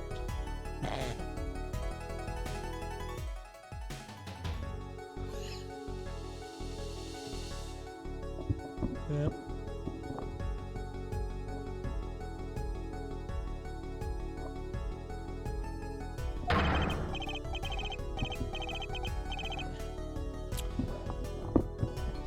Stamped lick glass. Now, what if he had done exactly as the letter asks? He would sign the document, put it in the envelope, and put the stamp on it, right? Then he would put it on his letterbox. 15 minutes wouldn't have elapsed between affixing the stamp and blackmailing the letter.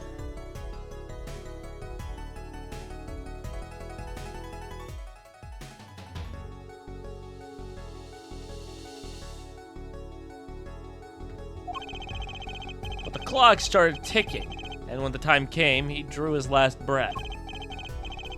And the murder weapon would be taken away from the scene. Quite conveniently, thanks to the postal system.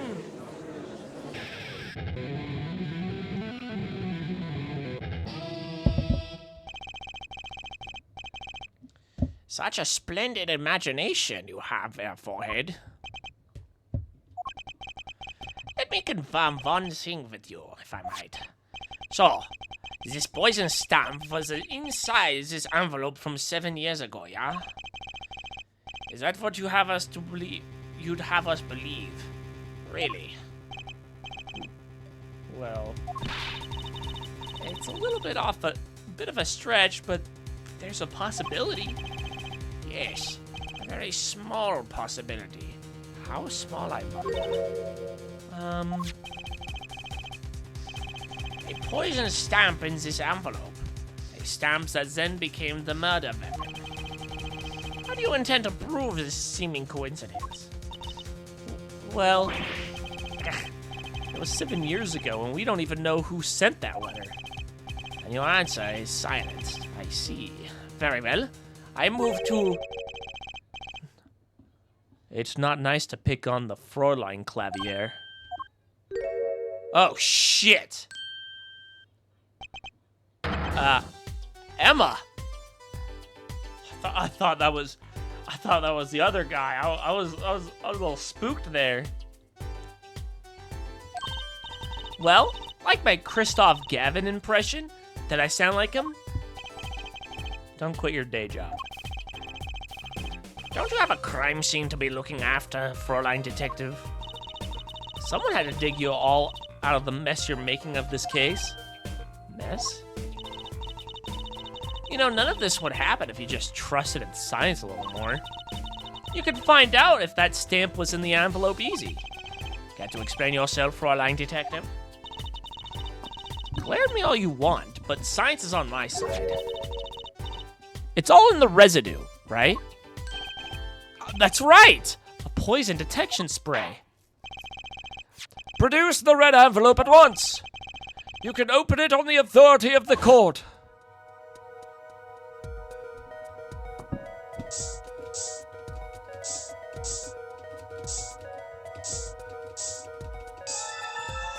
There it is.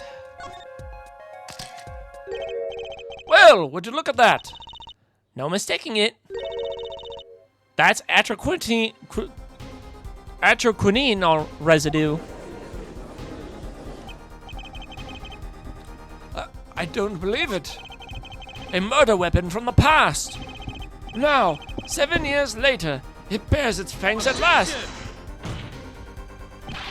Absolutely outrageous. Tell me why. Why didn't this murder take place 7 years ago? Well, there's one possibility. Maybe Mr. Mishima figured it out. Misham figured it out. Figured what out? He realized the one person who sent that letter wanted him dead. So he sent his reply with a different stamp. And put his decisive evidence in a frame. That would... Ah, you're still here. Can I make one statement here, on the record? I, Spark Razor Toothbrusher, claim this scoop as mine. Drew Bishop killed in cold blood. By sender of a 7-year-old letter, end quote. Though, maybe something more succinct. Star falls after 7-year delay, end quote. That does sound better, actually. Order. I see no room for further argument here. Though I admit, this is all coming as quite a shock. To think that the murder weapon reached his mouth after 7 years. Stamp his ticket straight to the afterlife, end quote. Uh-oh. I think the witness is a bad influence on our judge. I see no need for further debate on this matter. The sender of that letter 7 years ago could hardly have been our defendant. Apollo, I think we just won. Very well. This court finds the defendant.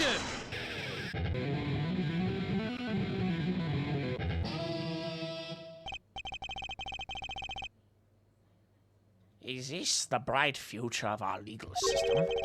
Prosecutor Gavin? A ticket to the afterlife from 7 years ago? Tickets for Gavin shows are invalid after 2 weeks. But it doesn't make sense any other way. It boggles my mind that so many people haven't noticed this. There's a fatal contradiction in Air Forehead's claim. You did a real good job finding that residue after spraying all 4 corners of the page. Well, it's gotta be somewhere. Contradiction? A poison stamp was placed in this envelope 7 years ago, whereupon it was framed until now. If that's the case, then why would Drew Misham have done what he did? See, that's what I was thinking too. I'm surprised. I'm glad he actually picked that up, because I was like, wait, so if he knew that the stamp was poison, then why did he decide to lick it then? Did he just forget? Or better yet, why the fuck did he keep it? I don't know. This is weird. Emma explained that. He must have realized it was poison. Therein lies the rubber. 7 years ago, the forger Drew Misham sensed a trap and put the stamp in a frame. I do not debate this, but this begs the question: why, 7 years later, did he use that stamp on the night of the murder? Surely you don't mean to suggest that Mr. Misham simply forgot. He puts a murder weapon in a frame on his desk for 7 years and forgot. You expect us to believe he sprang the trap on himself? That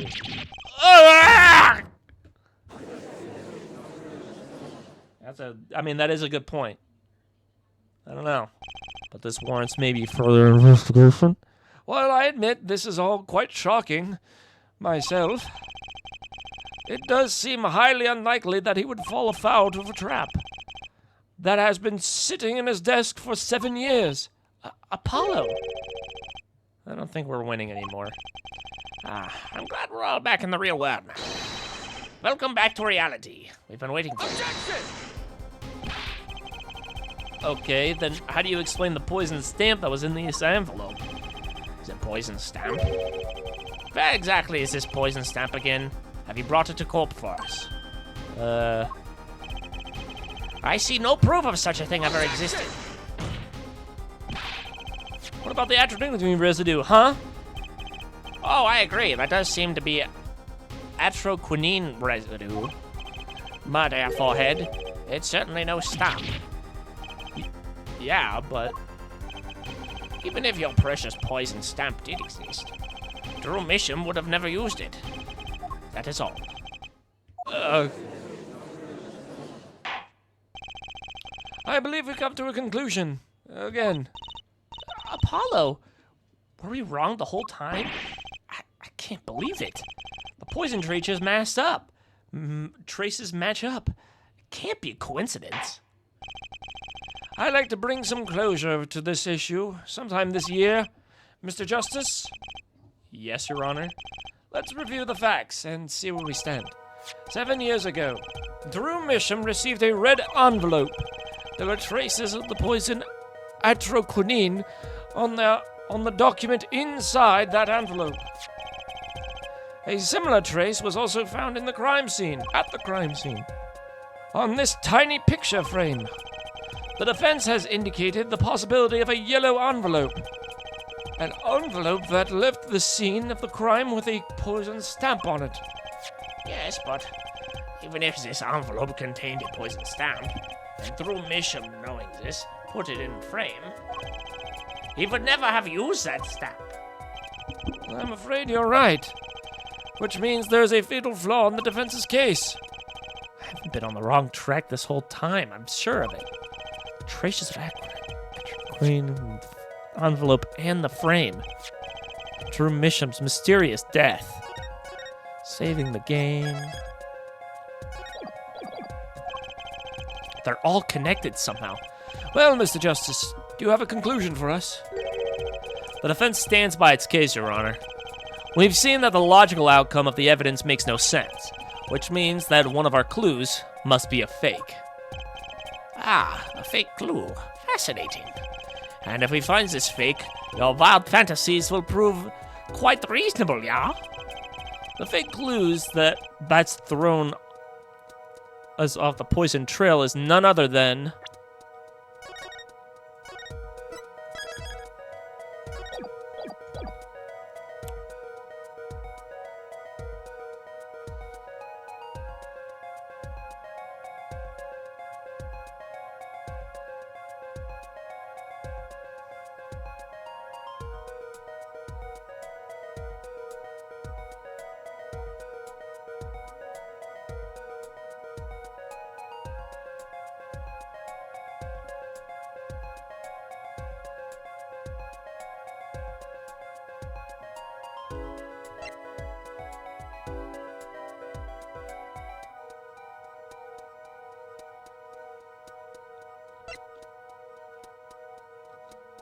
Let's try Drew.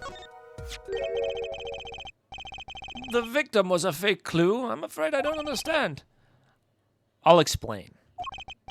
We have an envelope, a frame, and a mug linked by poison. That makes sense. What doesn't make sense is the victim himself. Congratulations, you've completely lost me. So the fake evidence is none other than the master of fake himself, the forger. It makes a good story, I'll give you that. The fake clue. Fakes. Forgeries. I know that face. That's the I just had an idea face. I don't know if I'm right, but I'm going with it anyway. What if our forger is the fake? Come again? 7 years ago, our forger sniffed a trap and stepped aside. 7 years passed. Now the forger stumbles into the very same trap and dies. Why? That's what I want to know. Because the forger who was killed was a fake. Here we go again. The victim was a fake. One forger smelled the trap. One forger fell into the trap. That's 2 forgers, and one of them was a fake. Order, order, order! So you're telling us that Drew Misham, the victim, was a fake? Well, if he was the fake, who was the real forger? You'd better not be claiming there was some kind of switcheroo. I'm afraid you're going to have to back up your story. Mr. Justice, show us who the real Mr. Drew Carey was. If Drew Misham wasn't the real forger, then there's only one other person it could have been. Understood, Your Honor. Forger Drew Misham was himself a forgery. The real forger was... There could only be one explanation, really. The real identity of the forger, known as Drew Misham, is none other than his only daughter, Vera Misham. Order, order, order! Mr. Justice, this is going out on a limb, even for you. I kind of agree. I mean, Vera, a forger? Let's consider it before you write it off entirely. If you look at the paintings in the studio, one fact becomes quite clear. Forgery had been taking place in that studio for quite some time. The forger wasn't caught in that trap 7 years ago. This can only mean that the one who was caught in the trap wasn't the forger. Well, actually, that does make a certain kind of sense. One more thing. Only 2 sets of fingerprints were found on the forger's studio. Drew Misham's and Vera Misham's. If we know that Drew Misham wasn't the forger, that leaves only one possibility, by process of elimination. The forger was Vera Misham. Well,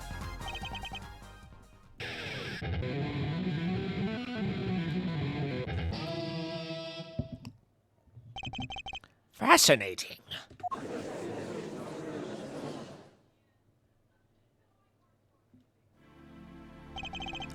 Vera Misham, you've been paying attention to the trial so far.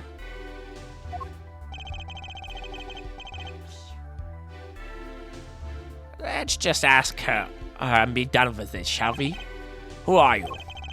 Who is this? Who is the forger? Drew Misham.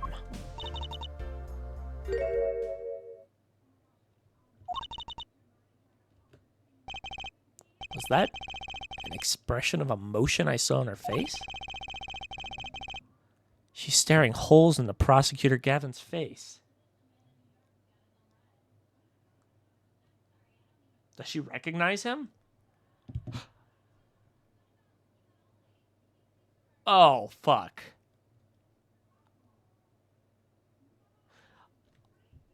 I don't think it was Gavin. But I think... Okay, first of all, I gotta remember, whose names is whose? Clavier Gavin. His brother's name is Christoph, right? It must have been his brother then. Because they're, I think they're like, I don't know if they're twins, but they look similar. So maybe she... Never mind, let's keep going. I'm used to being stared at by Fräuleins, believe me. Though they usually talk to me too. Tell us, were you the one who forged these works of art? Butter dog. The dog with the butter. Butter dog. I want the butter on him. Yes. So the forger, Drew Misham, was you? Yes, it was me. What? What?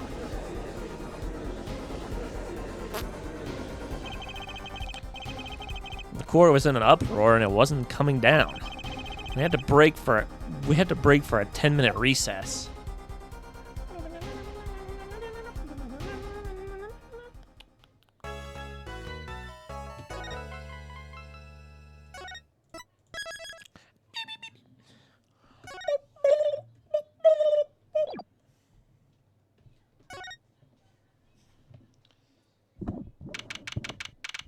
October 8th, 1:24 p.m. District Court, defendant lobby number 6. Okay, so where exactly does this leave us, Apollo? Well, the Drew Misham who was killed wasn't Drew Misham the forager, basically. Huh?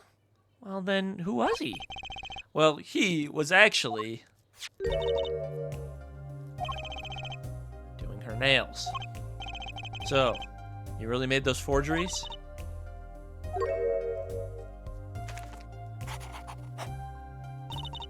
Yes, for father.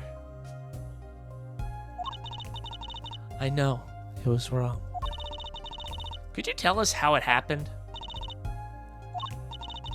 My father was a painter. I loved painting ever since I was a child. One day, father saw it in me. He saw that I had the talent. The talent for making forgeries? How should I say it? It was only paintings I made. Given the materials, I could make anything. Anything? Father was so proud, and I so happy. But in the end, I was making those. Forgeries. I've never had a good constitution. Is this constitution?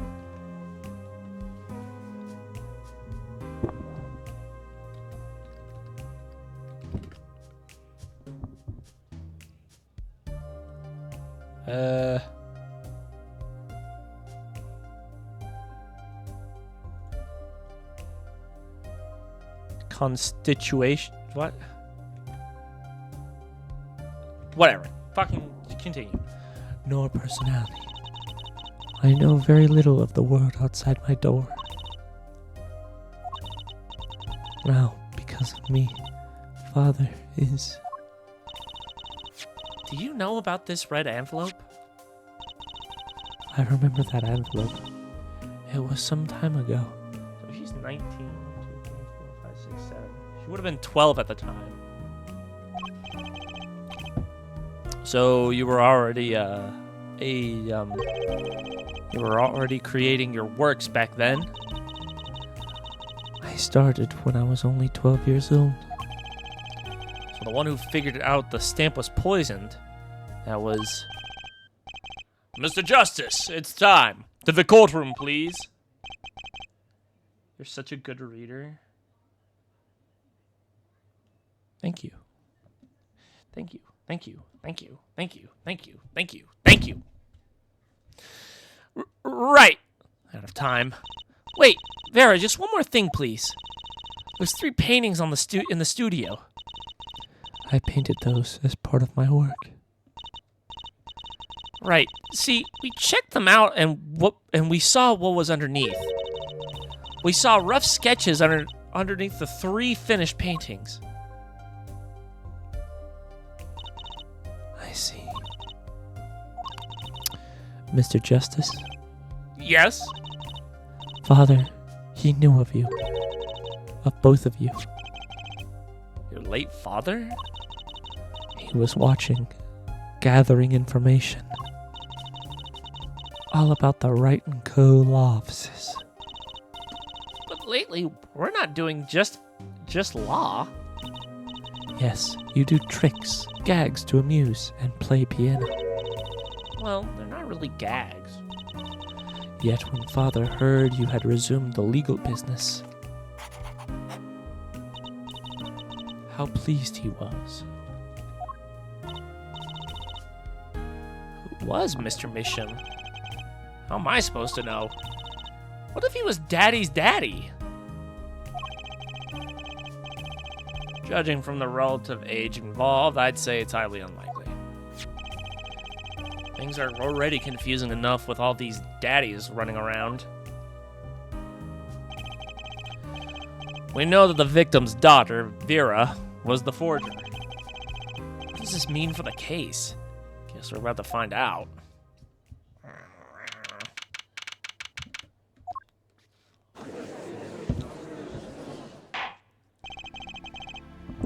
Court is now back in session. Vera seems pretty tense. She's practically chewing her fingernails clean off. Perhaps you should begin by telling us how it all worked. How did you set up this Drew Mishima forger persona?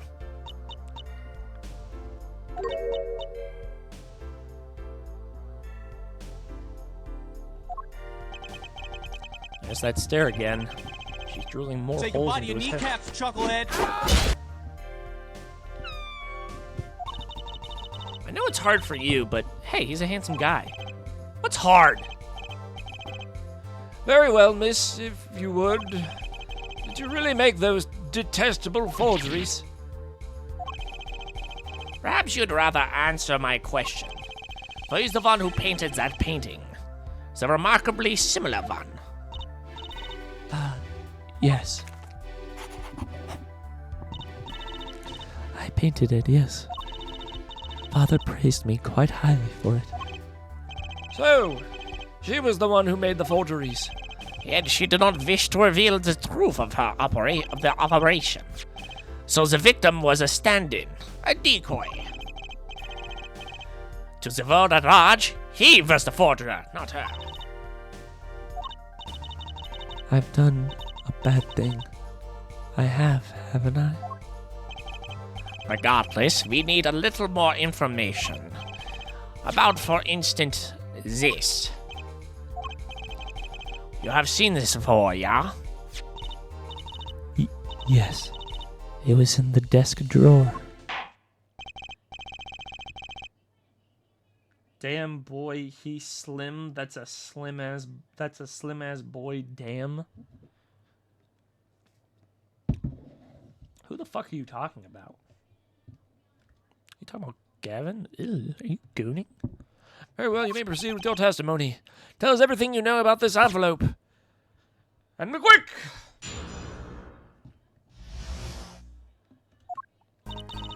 I created things, and Father sold them. This envelope came after my first work. That was other than the painting. Father handled the deal, all of it. I received the stamp that was in the envelope. It was after that job that we moved to the current studio.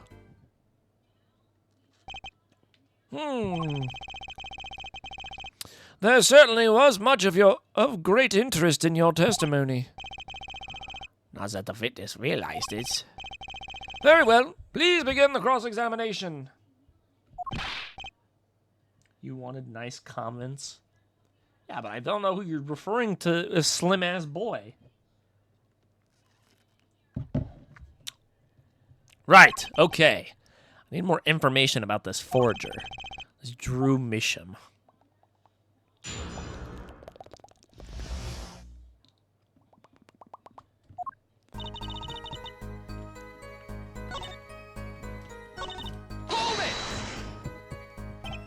So these things you were making, you mean paintings identical to other paintings, right?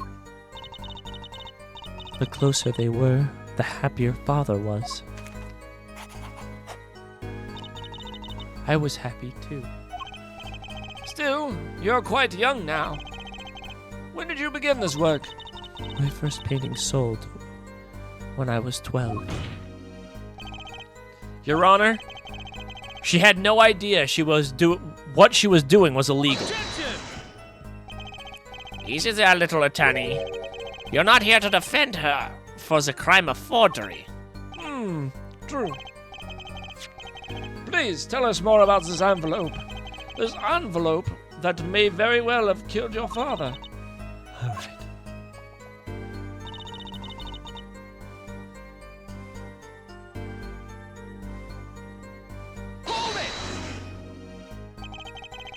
By other than a painting, you mean? You'd only done paintings up to that point? Yes. But Father had a realization. He noticed my talent extended to making things other than paintings.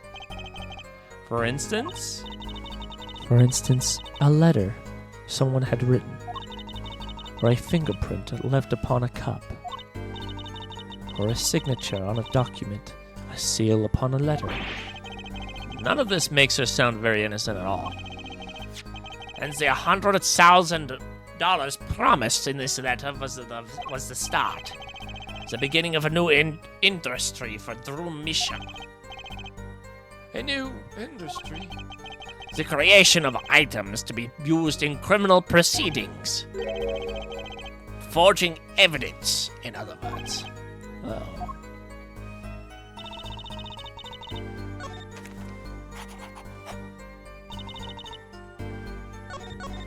God damn it.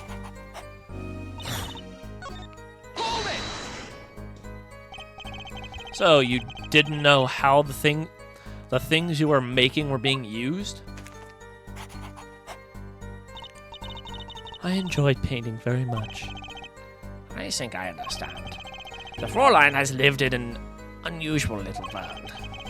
Can you tell us what happened to the papers that were in this envelope? Father signed them and sent them back, I believe. Did he follow the instructions? Send the letter, send in the enclosed envelope with the enclosed stamp? This is rather important matter. Give your answer some thought.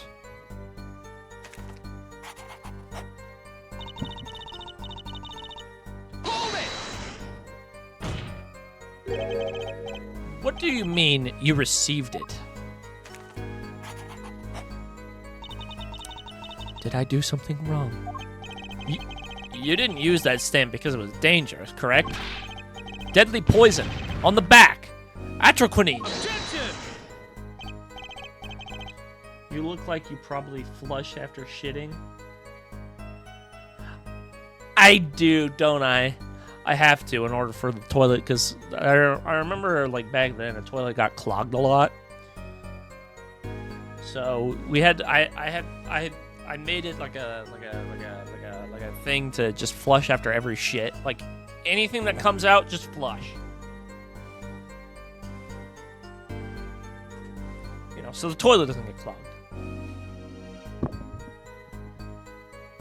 And of course, it worked out for me in the end because, you know, the toilet hasn't been clogged very often. Anyways, a moment there, Forehead.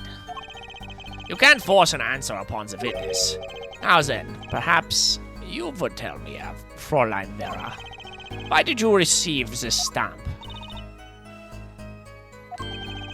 There's something wrong. It was beautiful. Ah, you mean it was one of those commemorative stamps? Yes, I think it was. So, you didn't know about the poison?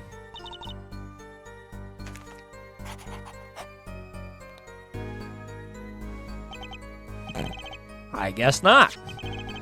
So the trap failed by chance, by mistake, thanks to this commemorative stamp. Quite the close call.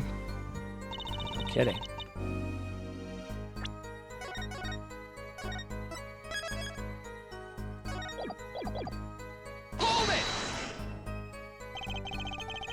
You mean you moved to where your current Drew studio is? Yes, we saw very few people there. I began drawing picture books. This single job had tied them to the criminal underworld. I think Mr. Misham wished to reduce their visibility in the world at large. When we had to meet someone for some reason, Father posed as the creator of the work. So that was the real essence of the artist Drew Misham. You did the work and he supplied the face. So, you really didn't know anything, did you? You had no idea how much danger you were in.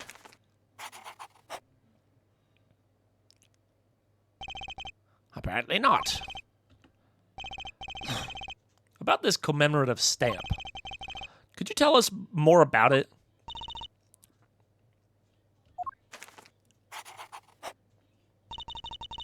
It was very pretty, and more than that. Yes? It was a picture of people I liked at the time.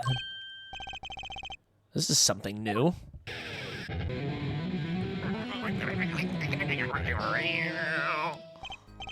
Apparently, we've got some cross-examination yet ahead of us. If you would be so kind as to continue your testimony, Fräulein.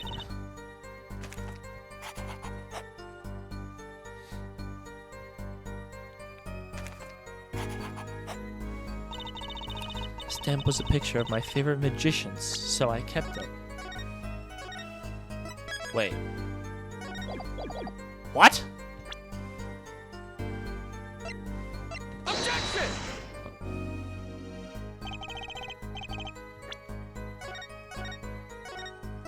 I wanted to see if that works.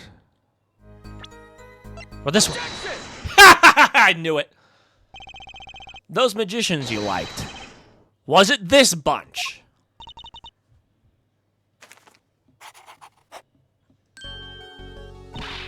Apollo!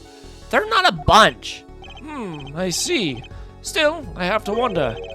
Why include a commemorative stamp like that in a business letter? Good question. Well, pretty stamps are always better, and you can't beat Troop Grammeret. But the whole murder plan was a failure because of it. Ironic, don't you think, Prosecutor Gavin? Prosecutor Gavin. Grammeret. What's with Gavin? Might I ask just one question of this witness? In your testimony just now, you stated this is your first work that was other than a painting. Please, tell me, what exactly did you make? Can I ask why? No! Answer the question! No! Eek! Prosecutor Gavin, you're usually not the one whom volume concerns me. Yes, it was unbecoming of me. I apologize. But I must know. Please, Miss Mesham, tell me. It was a book. A single page in a book. A book? Please be more specific. It was a handwritten book, like a diary.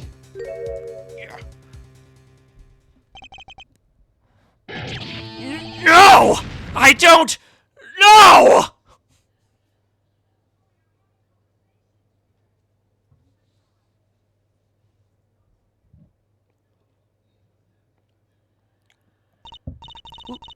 What's wrong with Prosecutor Gavin? He looks like he just saw a ghost. Miss Misham, this book. Was there a picture of a silk hat on the back cover? Yes or no? How did you know? Prosecutor Gavin, the defendant is answering all your questions. Stop badgering her. Ugh. He's told you nothing, has he? Your soiled, sullied mentor. Nothing! Sullied who? Phoenix Wright. Who else? Daddy? He never told you about the trial 7 years ago. About how he came to lose his attorney's badge. It was a certain piece of evidence that decided his fate, you know. A certain diary. On the back, it bore the mark of a silk hat. What? Phoenix Wright tossed out of a profession by false evidence. And the forger who made that evidence is this girl standing right in front of me? Vera, you must tell us. The evidence you made was used in a trial 7 years ago. Who asked Drew Misham, you, to forge that evidence? For all of our sakes, who was it?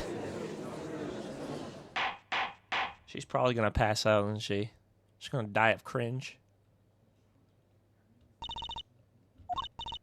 We only met once.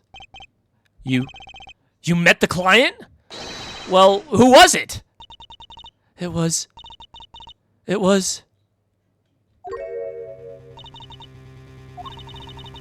What's going on with Vera? She's staring at the Prosecutor Gavin's face. Yes, what? Is this something about me? I remember clearly. I remember who gave me the book, the diary. Who was it?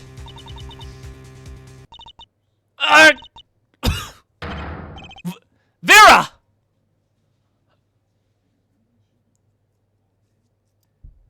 The devil.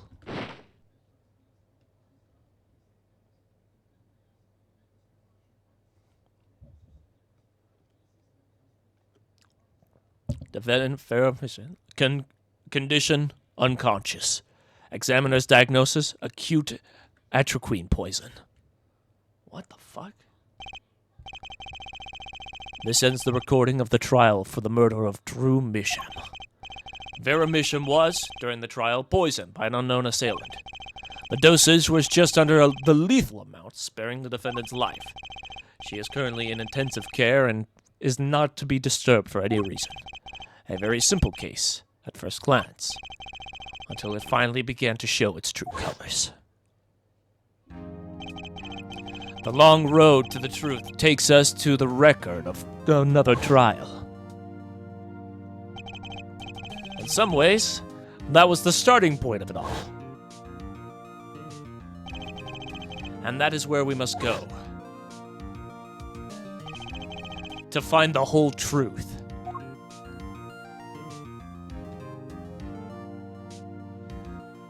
shit. Oh my gosh, this was wacky. Holy fuck. All right, well, that's gonna be it for tonight. Oh wow, yeah, we're going. Holy shit. Okay. Whew.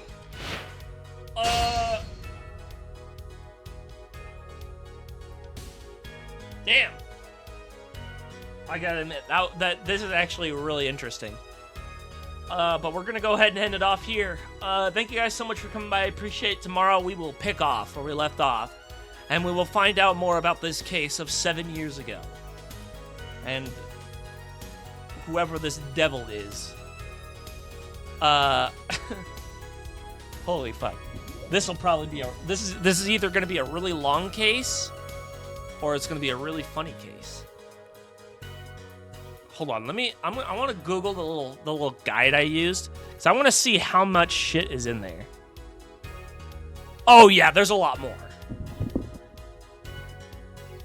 There is a lot more to it. Okay, yeah, no. This is gonna be a very long case. Holy shit. Okay. Whew. All right. I will see you guys tomorrow for more. You guys have a good rest of your fucking night. Holy shit.